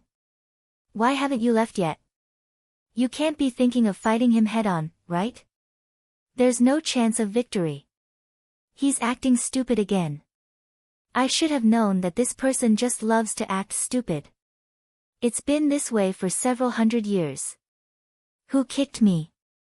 The state teacher said, "I. If you say one more word, I'll directly push you down." "Who the hell are you?" Although the gigantic stone statue was a colossus, the immortal capital was even more magnificent. If they really fought head-on, with the physique of the gigantic stone statue, it would definitely be crushed. However, Xiao Yan believed in Hua Cheng's judgment. One person and one city coldly confronted each other in the night sky. Just as the red light approached less than half a kilometer away, Xiao Yan suddenly felt as if there was something below him that was restless. He looked down and discovered that the darkness below him was restless. Walala, walala, it surged up and down violently, just like waves. Xiao Yan suddenly understood what this place was. Some of the heavenly officials also discovered it and said in alarm, "Heavens, this place seems to be the Blackwater Ghost territory. We've been brought into a ghost's nest." Just as he finished speaking, several sharp white things suddenly broke through the darkness below and soared into the sky. 4 pairs of eyes. 8 huge eyeballs that were like will-o'-the-wisp lanterns glowed with a faint green light. They stared at the flaming demon city and let out evil howls, as if they were very dissatisfied with this intruder who didn't have the slightest bit of politeness. Their huge bone tails swung back and forth, slapping the surface of the sea and stirring up thousands of tall waves.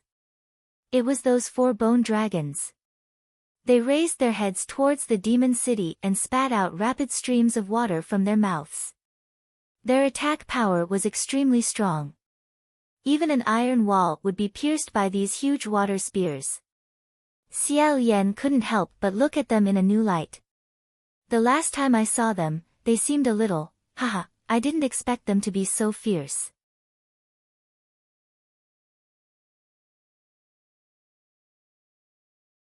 New giant bone monsters broke through the surface of the pitch-black sea continuously. Flying fishes whizzed through the air like stones being thrown into a city. The heavenly officials were completely confused when they saw this.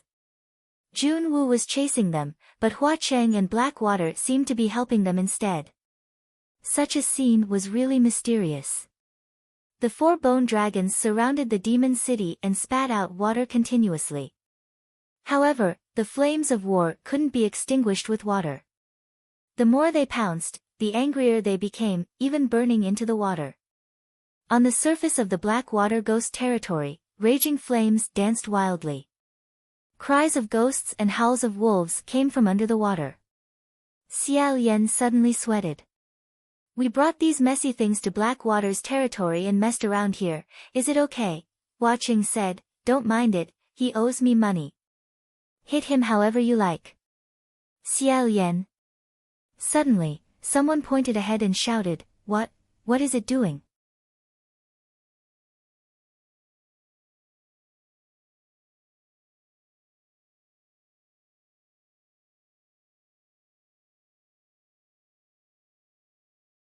Chapter 225. The flaming demonic city that was originally the immortal capital trembled in the air. There was a cracking sound. Countless burning rocks rolled down. It fell into the water, and the city slowly flipped over. It was originally a flat piece, but now it stood up and began to disintegrate. The many divine palaces on the ground of the immortal capital were moving around. It was originally a complete city, but now it was completely destroyed. It slowly split into 7 or 8 pieces. A heavenly official said, was it destroyed? Is it going to fall apart? Xiao Yan replied, how could it be that easy? I'm afraid. Before he could finish, the 7 or 8 pieces of the cracked city quickly reassembled. The sound of the boulders rolling could be heard continuously. The more the divine officials watched, the wider their eyes became. Some of them even opened their mouths. That fire demon city. It wasn't falling apart, it was disintegrating and reforming. After reforming, it had become a flaming giant. The giant awoke from his slumber hovering in the air. Those dazzling golden palaces almost covered its entire body. It was as if his entire body was covered in an indestructible armor. It replaced the immortal capital. It confronted Xiao Yan's stone statue in the air. Compared to the 2 sides, Xiao Yan's side was incomparably petite. A little pitiful, like a child standing in front of an adult. This giant stone statue could be considered a colossal object. But this flame giant. However, when the words, indomitable spirit, were uttered, it was at least 5 or 6 times louder, shocking everyone to the point that their hair stood on end. It was as if a single stomp of its foot could destroy an entire city. After the reconstruction was complete, the devil fire giant turned its head slightly and spat out a flame that swept towards the 4 bone dragons. The wall of flame broke the 4 water spears. Seeing that the situation was not good, the 4 bone dragons plunged back into the sea one after another. It landed on the surface of the sea as if it was walking on flat ground, steadily walking towards the giant stone statue of the god. Above the giant's head was the divine martial palace. Junwu was sitting in the middle of the palace, emitting a terrifying pressure. The heavenly officials were suffocating. Your Highness, don't just stand there. I'm dying of anxiety. Quickly, run. We can't beat him, we definitely can't beat him. Wake up, Your Highness, it's several times bigger than you. Xiao Yan said, We can't just keep running. If we can't beat them, we can't go anywhere else. The heavenly officials were stunned for a moment before they reacted. It was true that they could not keep running. If Hua Qing did not provide them with mana, they would eventually exhaust the god statue to the point where it could no longer fly. There had to be a place for them to fight.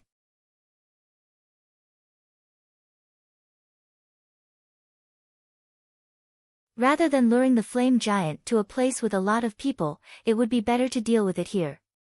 At the very least, there was no one on the surface of the Blackwater wretched marsh. Ordinary people would not be affected. As a divine priest, it was only right for him to think this way. However, in the face of such a menacing demonic fire giant, the thought of using this thing as an opponent to fight with his back against the Blackwater, how could he not feel fearful? But even so, they were too embarrassed to be the first to open their mouths and shout for Xiao Yan to quickly take them to a place with more people. Thus, Xiao Yan said, "Everyone, hold on tight. Be careful not to fall. The Blackwater ghostly centipede will sink the moment it enters the water." That flame giant rushed towards the stone god statue that was several times smaller than it and extended its palm as if it wanted to grab it. Xiao Yan nimbly dodged and jumped.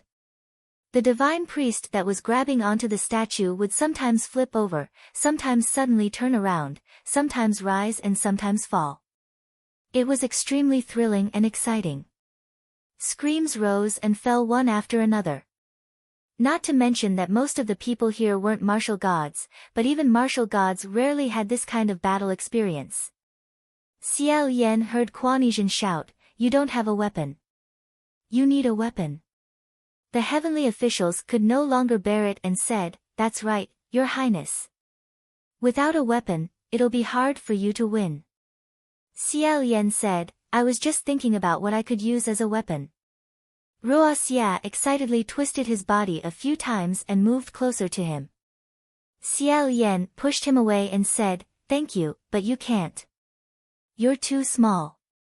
At this time, Hua Qing said, "It's not like we don't have a weapon. We'll just make do with this for now." After he finished speaking, Xiao Yan heard a few more sharp whistles.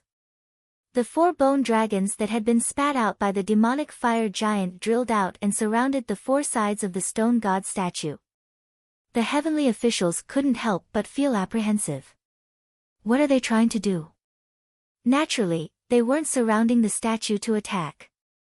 Xiao Yan looked at them as one dragon bit the other's tail.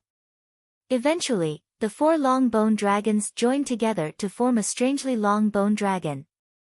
That tail-biting bone dragon leapt up and flew over to Xiao Yan's side. Without hesitation, Xiao Yan raised his hand and the stone god statue grabbed it. Xiao Yan then said, "This is Bone Dragon Whip."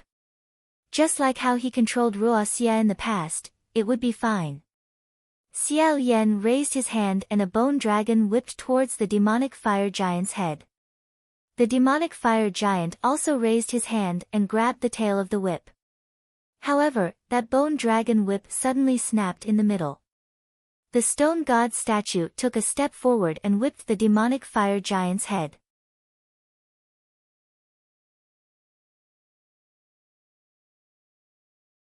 As if it was in pain, the demonic fire giant loosened its grip. Then, the bone dragon he grabbed swam back and once again returned to Xiao Yan's hand. This bone dragon whip could be caught and disconnected as it was extremely nimble. Sometimes it would split into 2, sometimes it would merge into 4. In addition, the stone god statue's movements were also extremely nimble. All of a sudden, it became extremely difficult to deal with. The heavenly officials' hair had already been ravaged by the violent winds. With their clothes covering their heads, they said, "I didn't expect His Highness the Crown Prince to still have some tricks up his sleeve. I've only seen him collect trash. I didn't expect him to actually be a martial god." The state teacher said, "I didn't expect the one in front could be removed. There's also no need to specifically emphasize collecting trash." Xiao Yan said, ha ha ha, that incredibly long tail-biting bone dragon whip was like a deathly white iron chain as it wrapped around the opponent. The demonic fire giant's body sank. Immediately, the heavenly officials reacted. Hurry, hurry, hurry, hurry, and pull it into the sea. Below this battlefield was the Blackwater Ghost Tribe. Once it entered the water, it would sink. The stone god statue pulled on that bone dragon chain. Xiao Yan clenched his teeth and exerted force. Come down for me. Sure enough, that demonic fire giant sank a little more. The heavenly officials hurriedly used their hands and feet to transfer their power to the stone god statue. They shouted, "Sink! Sink! Quickly sink!" Hearing them shout, "Sink!" at Junwu in unison, Xiao Yan felt a slight chill in his heart.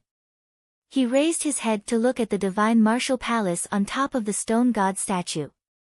He didn't know why, but even though he couldn't clearly see the expression of the person inside, he felt that Junwu was sneering. After a stalemate and bitter struggle, that demonic fire giant was indeed gradually pulled into the sea. The flames on its body were still burning. Even after sinking into the water, they didn't extinguish. Instead, they emitted a red light from the pitch-black depths of the sea, causing the seawater to also glow red. As the bone dragons pulled it deeper and deeper, the red light gradually disappeared. One after another, the heavenly officials breathed a sigh of relief. However, Xiao Yan didn't dare to relax his vigilance. After a long time, there was still no sound. Xiao Yan then remembered that Pei Ming didn't respond. He also didn't hear the voices of Ban Yu and the others. Most likely, he was pulled into the sea. This time, he was afraid that everything pointed to disaster. Right at this moment, the surface of the sea below started bubbling. Bubbling, bubbling. The bubbles continued to spread, and when they surged, they even emitted bursts of white smoke. The seawater was boiling. Xiao Yan cursed in his heart.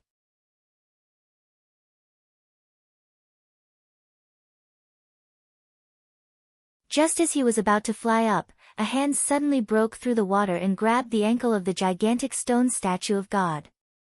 Xiao Yan felt his body suddenly sink downwards. When he looked down, he saw that the demonic fire giant had actually climbed up again.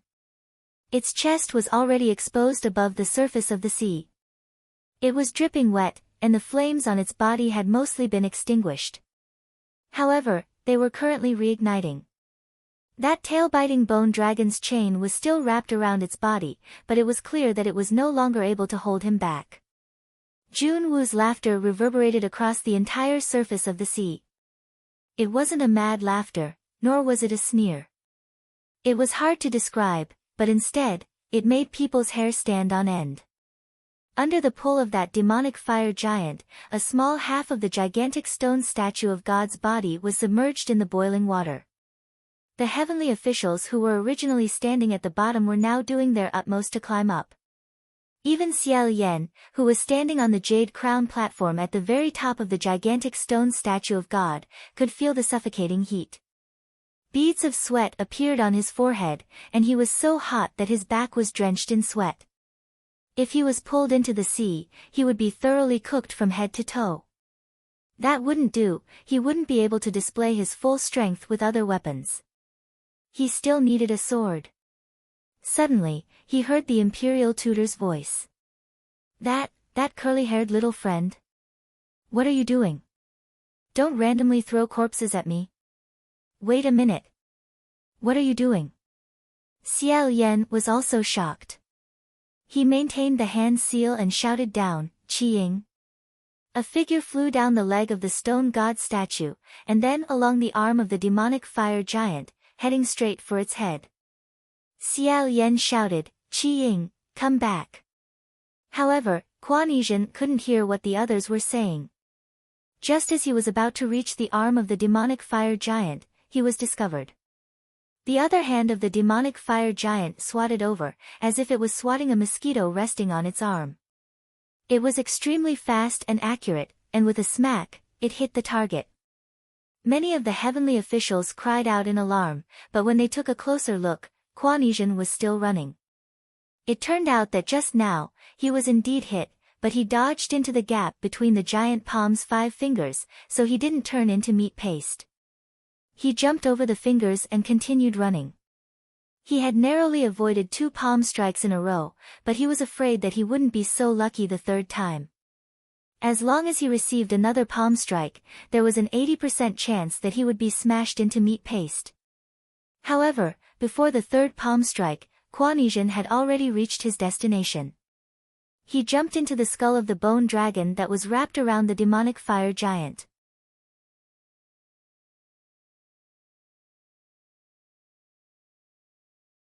As soon as he jumped in, the 2 will-o'-the-wisp lanterns in the bone dragon's eyes suddenly erupted with a bright light. Its mana greatly increased, and its entire body also emitted a layer of faint white light. Facing the sky, it let out a long roar, and its body wrapped even tighter around the demonic fire giant. Xiao Yan could clearly hear the heavy sound of the boulder being squeezed. Feeling suffocated, the demonic fire giant loosened its grip and finally let go of the ankle of the stone god statue. As soon as he regained his freedom, Xiao Yan immediately flew into the air. Extending his hand, he said, "Qi Ying, quickly come over. Don't bother him anymore." Kuan-Yizhen rode on the tail-biting bone dragon. Not only did he not loosen his grip, he even shouted out loudly. Gathering all his strength, he wound himself even tighter around the giant. Amidst the fierce struggle, countless rocks and debris fell into the sea, instantly sinking. That demonic fire giant lost its patience and completely broke free from the sea. Inside the divine martial palace, the flames of war were once again ignited, burning its entire body. As for the bone dragon and Kuan-Yizhen that were tightly wrapped around his body, they were also buried in the sea of flames. Xiao Yan shouted, "Qi Ying." Leaning over, he charged towards the giant, and with a single punch, he scattered the tail-biting bone dragon's chain. The shining white burning bone fell into the sea. Xiao Yan was just about to catch the head of the bone dragon that Kuan-Yizhen was attached to. However, that giant's palm flew out, sending that bone dragon's head flying almost 3 to 4 miles away. With this distance and speed, the stone god statue simply had no way of intercepting it in midair.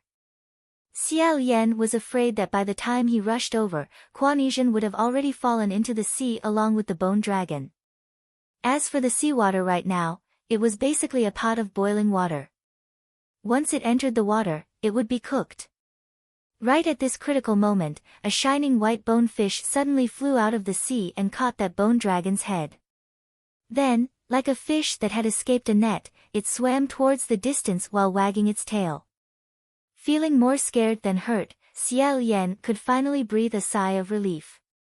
He quickly flew over to take a look. After separating himself from the giant, the flames had already been extinguished. The teeth of that bone dragon's head were still chattering, and its mouth was opening and closing, as if it was gasping for air. Kuan-Yizhen was lying inside. His whole body was black and slightly charred. It was unknown if he had been roasted by the fire, but his hair seemed to have curled even more. However, because the bone dragon's head was blocking a layer of the fire, the chard wasn't too serious. He should only be injured and needed to rest. After all, Kuan-Yizhen's vitality was very tenacious.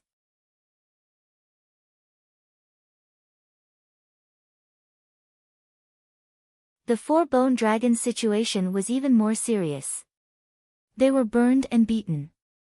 At present, their corpses were scattered all over the sea, and some were still burning. Xiao Yan swept a few glances and couldn't help but feel a little embarrassed. We also beat the Blackwater clan's gatekeeper to death, is it really all right?" Hua Qing smiled and said, "Don't worry. It's all right." Xiao Yan. "How much does he owe you?" All the heavenly officials looked at Kuan-Yizhen's miserable state and said, I didn't expect His Highness Qi Ying to be so brave." At such a critical moment, he stepped forward bravely and saved everyone. Xiao Yan recalled how Kuan-Yizhen was usually despised in the heavenly court. He shook his head and thought that he didn't want to step forward bravely to save everyone or anything. At this moment, a creaking sound came from afar. When he turned around to look, the giant's body was once again surrounded by raging flames. However, it didn't chase after Xiao Yan and the others. Instead, it flew up into the sky, passed through the clouds, and unexpectedly disappeared. All the heavenly officials were stunned, but they also felt some joy from surviving a disaster. They said, "Did he give up on chasing us?" Xiao Yan didn't think it was good at all. He said, "San Lang, why did he disappear?" Hua Qing said, "He activated thousandly shrinking." Xiao Yan asked, "Where did he go?" Hua Cheng's gaze was solemn. He looked at him and said, "The Imperial City."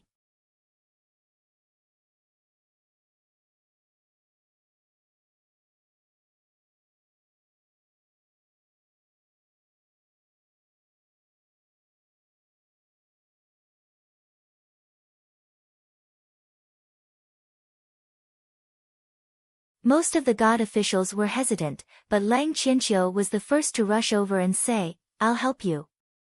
With someone taking the lead, the other divine officials joined in one after another. The human formation grew stronger once again and became even more solid.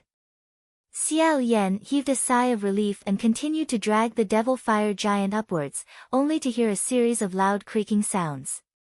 The demonic fire giant actually disintegrated once again. One of its legs detached from its body and flew downwards. Even if it only had one leg, it could still smash a large number of people to death. Not only the human formation, but the entire street would also be smashed.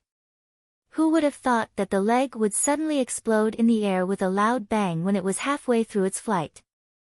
Millions and millions of sparks brought along countless small particles that melted into the dark night as they scattered down, covering the sky and covering the earth. It was like the dust that fell like rain after a grand fireworks display, completely harmless. Xiao Yan was startled and said, "Why did it explode on its own? Who hit it?" At this time, a figure flew up from the center of the fireworks and landed on the demonic fire giant's body with a few leaps. Xiao Yan fixed his eyes on him and happily said, "General Pei, you're all right." "That's great." He had already made a mental note to do a few free rites for Pei Ming later. Pei Ming held a sword in one hand and used the other to wipe his hair back. His hairstyle was not messy and his elegance did not diminish. He reservedly said, "Something happened, but it's nothing serious." They had been roasted and boiled, yet they still weren't cooked. The life force of the martial gods was indeed very tenacious. Xiao Yan asked again, "What about Half Moon and the others?" Hua Qing said, "They're fine." "Brother, look, they're over there." Xiao Yan turned his head to look. Sure enough, in the distance, Half Moon had brought Pei Su and landed on the roof of a house. It seemed that Mingguang Palace Hall was tightly sealed.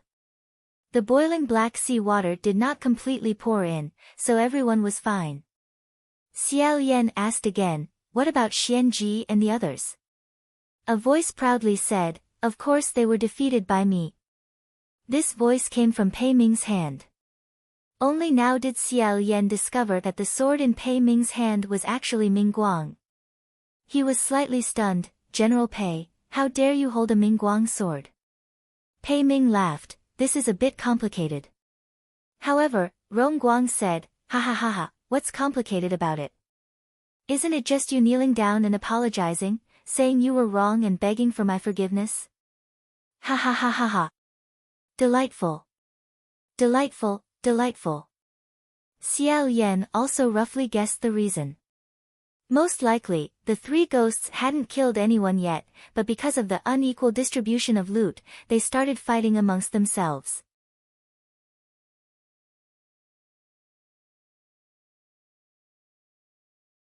Rongguang won a complete victory and kicked Xianji and Ku Mo away. At this time, the outside rumbled and began to fly into the sky and escape into the ground. The situation was critical and they couldn't rush out. Only by joining hands could they break out of this predicament. He didn't forget to force Pei Ming to admit his mistake and help him. Pei Ming admitted his mistake and apologized to him as he wished. Only then did he finally feel happy. That demonic fire giant lost a leg, but it wasn't arrogant nor impatient. Instead, it slowly began to reorganize itself. The other parts of the stone and the golden palace moved towards the gap. After a while, it finished reorganizing. It was still a giant, just a bit smaller. Pei Ming held the Mingguang sword and rushed towards the divine martial palace. Xiao Yan said, "General Pei, be careful." However, with the Mingguang sword in hand, Pei Ming's attack power suddenly increased. Although Rongguang's personality was poor and his heart wasn't right, he was worthy of being Pei Ming's old subordinate for many years. These two people understood how to cooperate with each other the most. Quan Yizhen hadn't even gotten close to the divine martial palace when he was slapped a few times. The road ahead was filled with obstacles and he stumbled.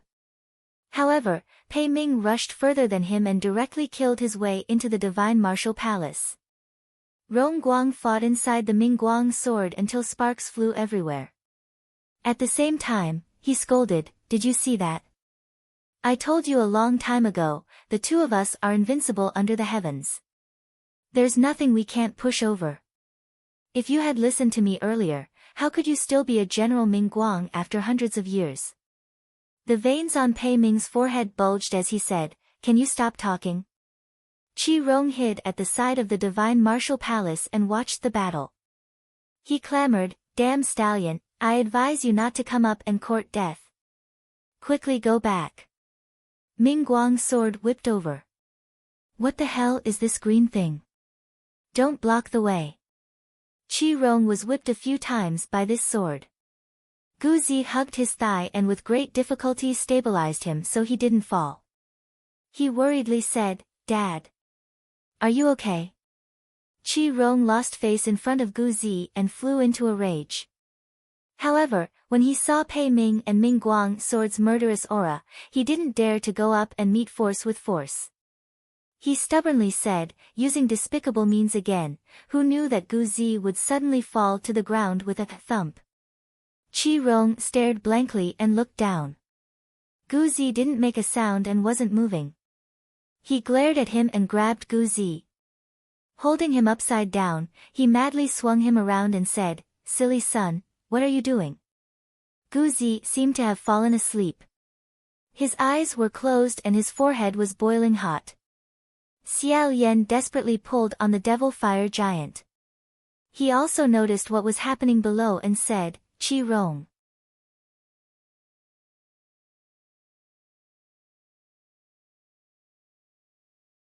You should hurry up and leave. That place is constantly burning. It's going up into the sky and down into the water. That child is too young, he will die." Qi Rong stuffed Gu Zi under his armpit. He raised his head and scolded, "Don't lecture me. Who are you trying to fool? This little bastard was raised by a lowly person. How could he die so easily? You think I don't know that you want to trick me? Once I leave here, you will definitely kill me." Even if Xiao Yan didn't touch him, Lang Qianqiu was still waiting for him. On the other side, Pei Ming and Junwu had already started fighting. Qi Rong was burned by the flames of battle to the point that he would occasionally shout and jump around to avoid the fire. Xiao Yan angrily said, "You, a ghost, can't even withstand this fire. You still expect a child to be able to withstand it?" Gu Zi, who was being held under Qi Rong's armpit, was burning red. However, Qi Rong stubbornly said, "Hee, I won't leave. I won't leave. Wah, my mother." A wave of raging flames assaulted his face. Qi Rong frantically ran in a circle. His butt was almost burnt to a crisp. He couldn't help but jump up and shout, "Boss Junwu! Boss! Can your fire not be so fierce? It's burning you, it's burning me." Xiao Yan felt that what he wanted to say was, "Old thief Junwu, you're burning me, your father." However, he cherished his life and didn't dare to say it out loud. How could Junwu care about him? He was currently fighting Pei Ming with a strange smile on his face. The fire around Qi Rong was getting bigger and bigger. He simply didn't have a place to stand. Although he was a ghost and wouldn't die from being burned, he was still burned to the point of being uncomfortable. He almost didn't have a place to stand. Not long after, Guzi suddenly screamed as if he had been burnt by the fire. Chi-Rong took him out from under his armpit to take a look. Sure enough, Guzi's forehead was dripping with blood. A large hole had also been burned through his shoulder, revealing his burnt shoulder. Guzi was woken up by the fire and started crying loudly. He hugged Chi-Rong and said, "Father, it hurts. I'm scared." Chi-Rong had probably never faced this kind of situation. His forehead was dripping with cold sweat. His mouth was stiff and he didn't know what to say. Guzi covered his wound. He was in so much pain that his nose was dripping with tears. He said, "Father, will we be burned to death here?" Chi-Rong stuttered, This, Guzi sobbed and said, "Although this territory of yours is very beautiful, it doesn't seem too good. The people here also don't seem to treat us very well. How about we change places to stay?" Chi-Rong really couldn't bear it anymore. He rushed into the hall and wanted to catch Jun-Woo but didn't dare to get close. He shouted from afar, "Let's discuss. Boss Jun. It's fine if you want to set the fire. Anyway, this is your territory. You can do whatever you want."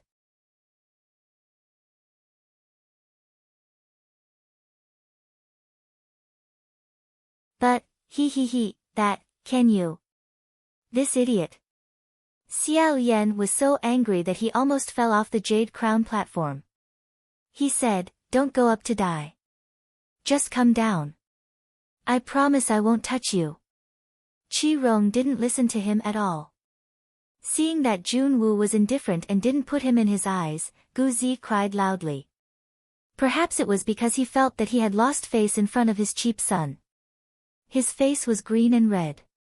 He suddenly rushed up and scolded, "Where did your temper come from? I told you to stop burning, didn't you hear me?" Xiao Yan said, "Chi-Rong." Before he could get close, Jun-Woo raised his hand and a ball of fire instantly enveloped his entire body. Chi-Rong let out a sharp scream. Xiao Yan said, "Guzi."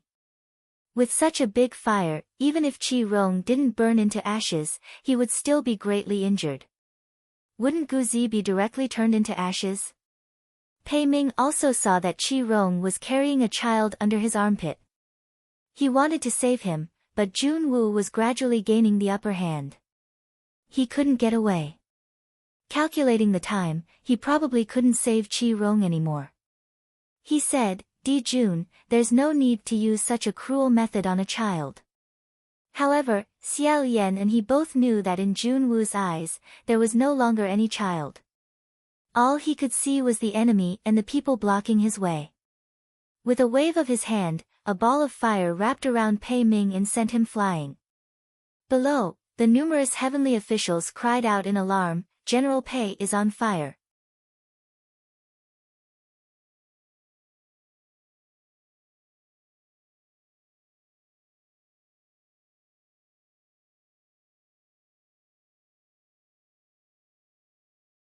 Chapter 227. Xiao Yan said, "Lord Rain Master." The Rain Master rode on the black bull. She raised her head and gave him a slight nod. Pei Ming was carried on the back of the cow. He had been burned by the fire and drenched by the rain. His hair was a mess and he was in a sorry state. When he opened his eyes in a daze, he realized that it was the Rain Master who had caught him. Although the other party was engrossed in riding the bull, she didn't even look at him. But at this moment, his unhandsome appearance was still exposed in front of others. Embarrassed, he immediately stood up and said, "You, who knew?" As soon as he opened his mouth, a ring of black smoke came out of his mouth. Rong Guang was about to go mad with anger. "You actually need a woman to save you, and it's even you, Shi Huang. Pei Ming, aren't you ashamed?" Pei Ming was furious. He opened his mouth and spat out another string of black smoke. "Can you shut up?" On the other side, Pei Su and Half Moon welcomed the descending Rain Master. He helped Pei Ming up. On the other side, on the demonic flame giant. Tens of thousands of rocks rolled down. There was still a raging fire burning on the falling rocks. It fell to the ground like a meteor shower. The rain became heavier. However, the fire did not go out. It seemed that Junwoo had strengthened the magic power in the fire. Moreover, even if the rain could extinguish the flames, it would be useless. The boulders would still fall to the ground. The imperial city would probably be filled with thousands of large pits in an instant, and there would be countless casualties. Unfortunately, this gigantic stone statue of the god of stone was firmly holding onto the giant, so Xiao Yan couldn't get away. He didn't know how many martial gods were present, and whether or not they would be able to intercept all of them. Extremely anxious, Xiao Yan turned around and said, "San Lang, this." Hua Cheng stood behind him and placed his hand on the back of his brother's hand. "Don't worry, big brother. Just hold on here. Don't worry about what's happening below." His voice was right beside Xiao Yan's ear, and his breath was warm. He slightly raised his chin, indicating for Xiao Yan to look. Xiao Yan looked in the direction he indicated, only to see a figure dressed in red slowly walking over from outside the human formation with his hands behind his back. Xiao Yan narrowed his eyes as he looked, feeling stunned in his heart. That's Flower City. Another Flower City. What was going on? Xiao Yan suddenly turned around. Wasn't Hua Qing standing behind him? Hua Qing chuckled and said, "Don't be scared, big brother. I'm Shinzaburo, a man of integrity." In that case, was the one below Hua Cheng's clone that he left behind when he left? It was no wonder that Junwoo did not suspect that Hua Cheng had infiltrated the celestial capital. Xiao Yan even found it strange that Junwoo did not have eyes watching from below.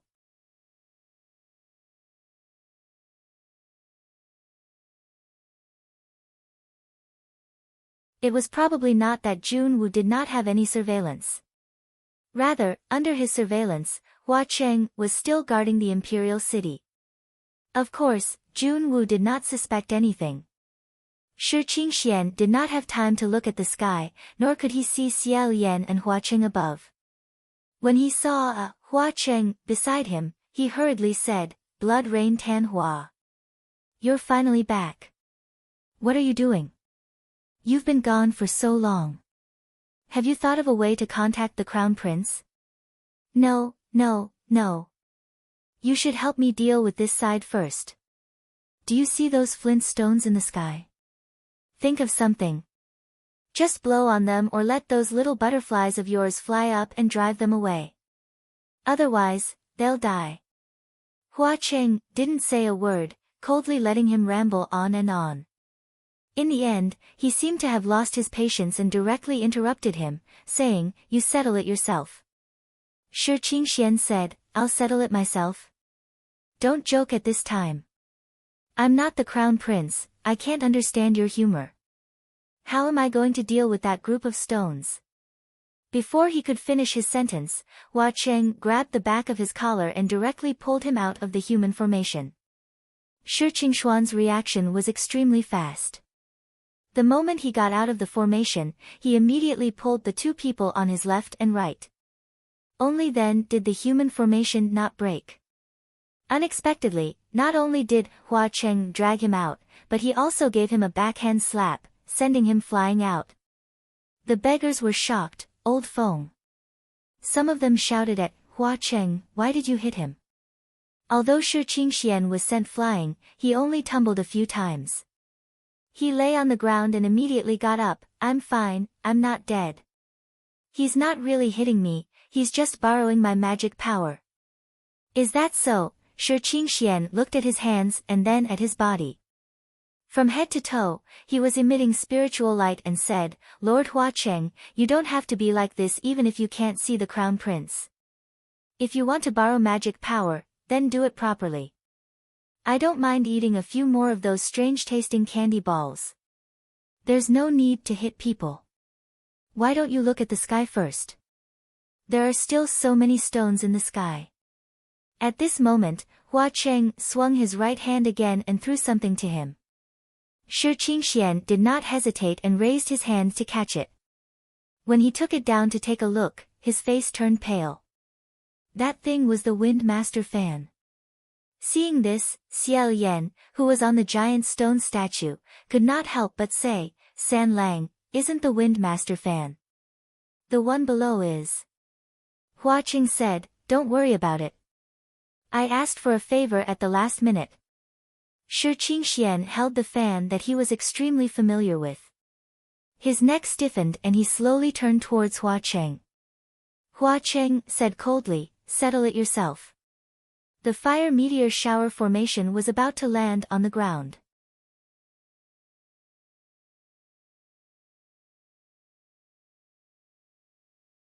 The people in the human formation could almost feel the scorching waves rushing towards them. They broke out in cold and hot sweat and said, "Old Feng, is what you said true? Are you really fine?" The other priests also said, "Your Highness, can you please think of a way quickly?" Shi Qingxian gripped the fan tightly. The veins on the back of his hand bulged and his eyes were slightly bloodshot. In a flash, he suddenly turned around and waved his hand. A gust of wind rushed into the sky from the ground. The meteor shower immediately made a turn and flew towards the sky. The beggars were originally scared half to death and seemed to be ready to run away at any time. They were all blown into the sky by the strong wind. They were dumbfounded and stunned. After a while, he said, "God, immortal." Someone shouted, "Damn, Old Feng, could it be that you are really an immortal?" Shi Qingshuan's fan flew out and his hand kept shaking. He took a few breaths and only recovered after a while. He said with difficulty, "Nonsense. Didn't I tell you guys long ago? How is it? I said I wasn't bragging." No, I wasn't bragging. I believe it. Wow, Old Feng is an immortal, which means that we know an immortal. We're rich now, ha ha ha ha ha. Old Feng, let's make a deal. When you're free, take us to fly together. Seeing this, Hua Cheng snorted lightly, turned around and left.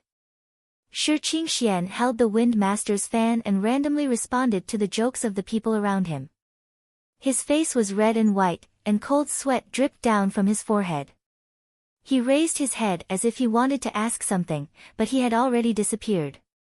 At this time, in the darkness far away from the human formation, a new strange sound came. Squeak squeak squeak, squeak squeak squeak. A sharp-eyed person said, "What is that? A black mass of rats? And what's behind? People? Why are there gray-white people? They don't look like living people," Xiao Yan said. "What? It's corpse-eating rats and empty shell people."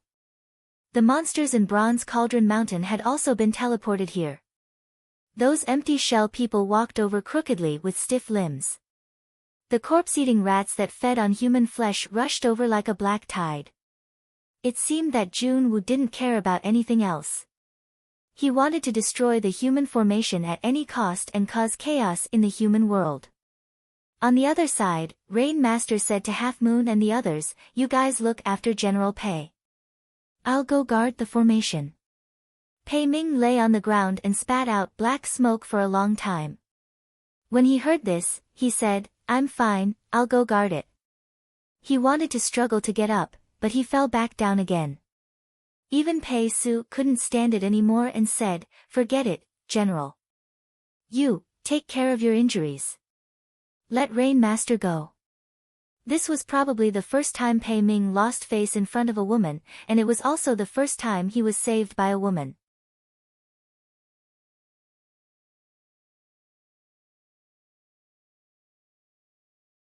He didn't know if it was because he was angry or because of his pride, but his face swelled up. Rain Master ignored his opinion and smiled slightly. He said, "General, you don't have to force yourself." He then rode away on the black bull. Pei Ming said, "Rain Master." At this time, another hand climbed up and wrapped around his neck. A faint voice said, "Pei Lang, Pei Ming was still struggling. When he heard this voice, he said unhappily, "Why are you still here?" Xian Ji had actually been here from the beginning. Half Moon brought her and Kumo, who had been injured by Rong Guang. Hearing Pei Ming's unfriendly tone, she suddenly became sinister. "Why am I still here? I've always been here. Why are you looking at Rain Master? You've fallen in love with someone else, haven't you? You want to chase after him, don't you? What's so good about her? I won't allow it." Pei Ming finally couldn't take it anymore. He pushed her away and said angrily, "Xian Ji, why are you still thinking about these things at a time like this? It has nothing to do with falling in love with someone else. I haven't even spoken much with Rain Master." This was the first time he had attacked Xian Ji. Xian Ji was thrown to the ground and was stunned. After a long time, she said in disbelief, "Pei Lang, I think of you because I love you. What's wrong with me? You've never been so fierce to me. Do you really hate me that much?" Pei Ming used his sword to support himself up and said, "I can't get through to you." Xian Ji didn't give up and said, "Say it. You really don't want me anymore? I've done so much for you and become like this. Aren't you touched at all? Don't you feel guilty at all?" Pei Ming said, "Didn't I tell you a few hundred years ago?" Xian Ji was suddenly at a loss. She didn't know what to do, but her hands still grabbed the back of his clothes tightly. She jumped on the ground with her broken legs and said, "Pei Lang. Pei Lang, wait, why don't we talk?" Seeing her like this, although she knew that Pei Ming had abandoned her first and that this female ghost had killed countless people later on and had always wanted to kill them, she still looked a little pitiful. Pei Ming turned back to look at her. In the end, he still said, "Xian Ji, you should wake up." Xian Ji said, "Wake up what?" Pei Ming said, "You became like this because of me, but most of it was because of your own choice. You can only move yourself by doing so much, and I'm a person with a heart of stone. If you love me, you might as well love yourself." He pulled back his clothes from Xian Ji's hands and left without looking back. On the other side of the human formation, Xian didn't have much magic power left after using his fan. After a moment of panic, he could only let Rain Master and a few martial gods go out to resist. Who knew that at this moment, there were many chaotic sounds coming from all directions. He, this is the Imperial City, what a big house.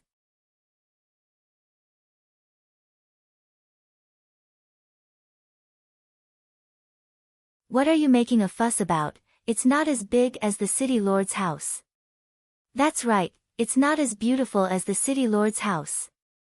On the streets, at the corners of the alleys, beside the eaves, many strange heads popped out, and it was very lively.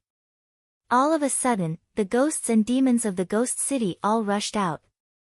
In the human formation, Heaven's Eye and the others saw and couldn't help but shout, "What the hell is this? Go, go. Go back. This is under the feet of the Emperor, how dare you come to the Imperial City to behave atrociously? You pig spirit, how dare you show yourself in front of me? Am I seeing things? That's a duck hitting a mouse." Immediately, there was a series of smashing sounds. "Shut up, stinky Taoist. I gave you face, but you don't want it. If it wasn't for the City Lord's order, who would want to come? Why aren't you kneeling down and thanking us?" The eyes of the black wave of corpse-eating rats glowed red, but the situation was different from what they imagined. As soon as they arrived, they saw a group of bigger ghosts and demons greeting them. They grabbed the forks and poked them with their claws hungrily. Their eyes glowed even more fiercely, so many rats. Come, he, I've been waiting for you for a long time. I haven't eaten a 2,000-year-old dish before, it must be very nutritious. Can you finish all of this? The City Lord said that if we can't finish it, we can sell it. The group of corpse-eating rats saw that the situation wasn't good and retreated in fear. The empty shell man was tripped by the disorderly corpse-eating rats. The crisis was immediately resolved, and Xiao Yan breathed a sigh of relief. He turned around and said, thanks to San Lang. Hua Qing smiled faintly and said, they wanted to come, it's not my fault. Compared to this, brother, be careful. With the last two words, his tone suddenly became serious. Xiao Yan's gaze moved, and he saw that the demonic fire giant had a new movement. It put its hand to its waist, as if it wanted to pull something out. His heart tightened.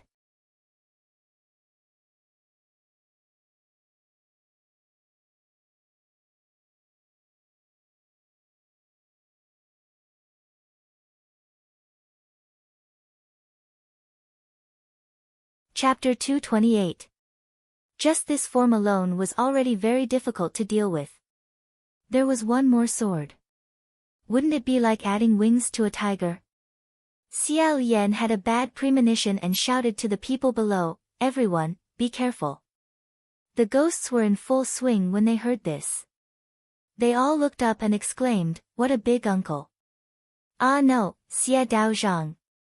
The city lord seems to be having a lot of fun up there. Xiao Yan said, no, we're not playing. Before he could finish his sentence, the burning sword slashed down with an overwhelming murderous aura. The burning sharp sword slashed down with an earth-shattering murderous aura. He was secretly shocked by the sword energy and heat wave. He dodged it by a hair's breadth, but he was secretly shocked by the sword energy and the heat wave. Now, he was inwardly shocked by the sword energy and heat wave. That was great. He was simply unable to fight back. In this critical moment, he couldn't help but want to summon a few more martial gods to help. However, Quan Yizhen was currently swimming in the black water with the bone dragon's dismembered corpse to heal. Lang Qianqiu was using one person to support the increasingly frenzied wraiths in the human formation. For some reason, Fengxi Muqing hadn't been seen since he came down. Only Pei Ming was free, but he was also fighting the rats while puffing out smoke rings. He refused to lose to the Rain Master no matter what, so he most likely couldn't be counted on. There was actually no one who could be used. At this time a voice said from the ground, wait, Your Highness. Your sword will be here soon. The one who shouted was the Imperial Tutor. Xiao Yan rushed to the side of the jade platform and said, what? Where is my sword? The Imperial Tutor cupped his hands around his mouth and said, blood rain on flowers, open and shrink 1,000 miles. Drive to Bronze Cauldron Mountain. The sword is here. Hua Qing decisively threw out a die and said, open. Something rumbled in the pitch-black clouds in the sky. In a flash, Xiao Yan slightly narrowed his eyes and looked up. There really was a sword. The statue jumped up with a long sword in its hand. Xiao Yan clenched his hands into a seal. The giant stone statue also clenched the hilt of the sword in its hand and slashed at the immortal capital. The opponent immediately raised its sword to meet the attack. However, when the two swords collided, something unexpected happened. Xiao Yan's sword directly cut through the giant flame sword. Amidst the earth-shattering sound of metal breaking, the demonic fire giant came to a stop. Suddenly, it shattered into pieces. Then, it rapidly fell to the ground. Xiao Yan had never expected that this sword would be so strong that it could kill him in one strike. Looking at the sword in the giant stone statue's hand, he was completely stunned. It was extremely sharp as it circulated. What sword was this?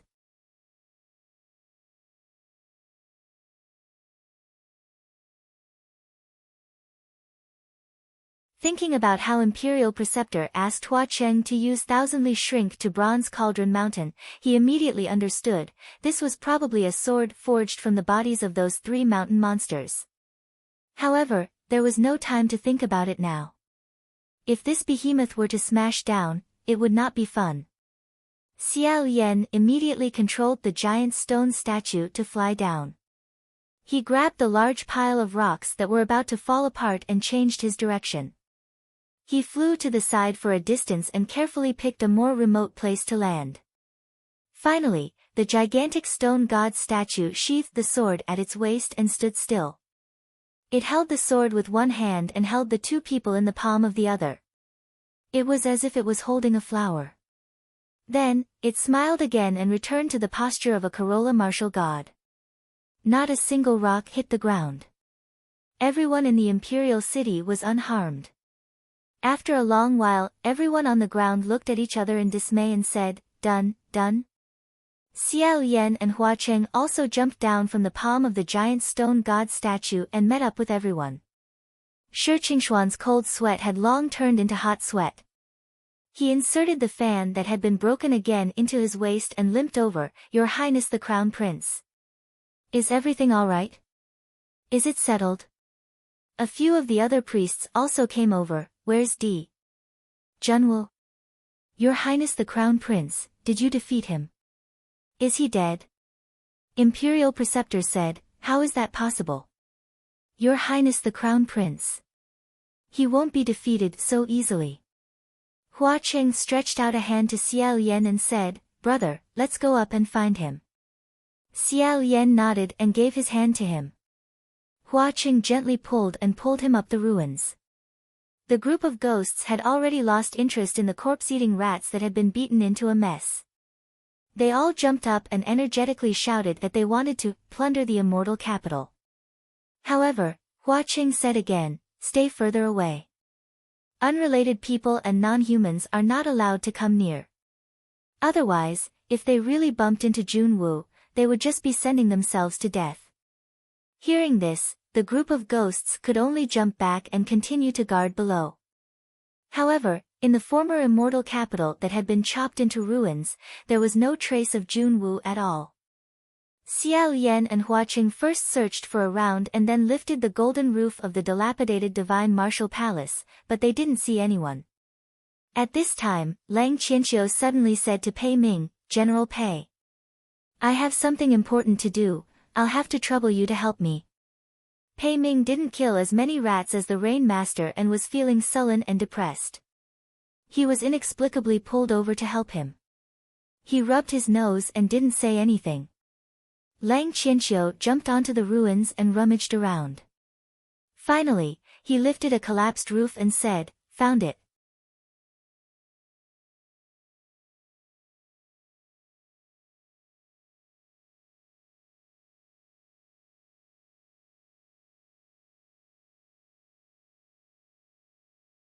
"He can't wait for your father to die. He doesn't care about my life or death." Hua Cheng glanced at him and said, "Are you worried that Lang Qianxiu won't be able to kill you, so you must let me participate?" Qi Rong was still very afraid of him. Once he heard him speak, his whole ghost fire shrunk. However, since he was going to die anyway, he decided to throw caution to the wind and said, "Dog Hua Cheng, I'm not afraid of you. Xiao Yan, don't think that I don't know. I treat you as a god, but you? What do you treat me as? You don't take me seriously at all. You despise me, think I'm a fool, think I'm crazy, think I'm sick, and look down on me. You've always looked down on me. What right do you have to look down on me? You can't even destroy a mere Yong'an, you trash." "You," Xiao Yan only said one word. Although Hua Cheng didn't move, he had a premonition and hurriedly pulled him back, saying, "Forget it, forget it." Hua Cheng didn't even want to bother with a fake smile and snorted, "So what if I look down on you? Is there anything about you that people look up to from head to toe?" Qi Rong was indignant and exasperated as he said, "Tui, tui, tui. You guys look down on me, so what? I have a son." Qi Rong laughed wildly, "Hee hee. Although he's a cheap one, he's still better than a despicable coward like you. Don't even think about having one in another 800 years. Hee hee ha ha ha." Xiao Yan and Hua Cheng looked at each other speechlessly. Hua Cheng didn't want to waste any more words with Qi Rong. He only raised his eyebrows at Xiao Yan and mouthed, "That's not for sure." Xiao Yan knew he was joking and smiled helplessly. Unexpectedly, as he laughed, Qi Rong's laughter became softer and softer. The green willow, the wisp that was jumping up and down, was finally extinguished. Lang Qianxiu didn't know whether Qi Rong's ghost fire extinguished by itself or was extinguished by him. He was stunned. Guzi was also stunned. He went up and pried open his fingers one by one. He didn't see anything, so he dug around in the charred remains on the ground. His hands were full of black ash, but he still didn't see any green light. He couldn't help but tug at the corner of Lang Qianqiu's clothes, asking, "Where's my father?" he asked Lang Qianqiu. Lang Qianqiu didn't know what to say and looked at Xiao Yan. Xiao Yan also didn't know what to say. He sighed and turned to leave. Behind him, Guzi kept asking questions. "Brother, where's my father? He's still here, right? He said he's already cultivated into the most powerful king of the 3 realms and won't die. He's still here, right?" The annoying Qi Rong had finally disappeared. However, not only did Xiao Yan not know what to say, he didn't even know what he was feeling at the moment. In fact, when he thought about it carefully, he really couldn't refute Qi Rong's words. Ever since he was young, he really didn't think much of this younger cousin of his.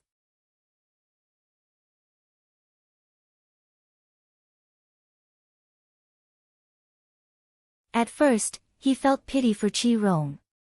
Later, he felt helpless, a headache, and tried his best to ignore him. If he had to say that he disliked Qi Rong, it seemed that he really disliked him. Not just disliked him. He used to hate Qi Rong so much that he wanted to crush his ashes and scatter them across the Yangtze River. But after so long, after experiencing so many things, when he looked back at Qi Rong, other than annoyance, there was only tiredness left. It might even be that he disliked him, so it didn't matter anymore.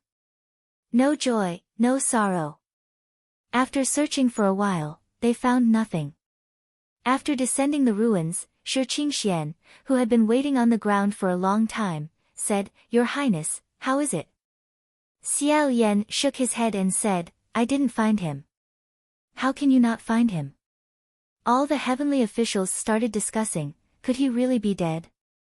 Turned into ashes or something like that? If he's hidden, then that's too scary. Where can he hide? So many people are watching. Shi Qingxian looked around and said, "Your Highness, there's a question that I've been wanting to ask since just now. What about Nanyang and Shenzhen?" Really, everyone hadn't seen Feng Xian and Mu Qing for a while. All the heavenly officials started talking at once again. The 2 generals couldn't be like General Pei, locked in their own halls in Immortal Capital and unable to come out, right? You're tuning in to the Blissful Bookshelf YouTube channel. We're so grateful for your support, and don't forget to subscribe to join us on this incredible journey through captivating stories. Your generosity through donations truly makes a world of difference, as it's the primary source of revenue that allows me to expand and enhance this channel for you. Thank you from the bottom of my heart for being a part of this adventure.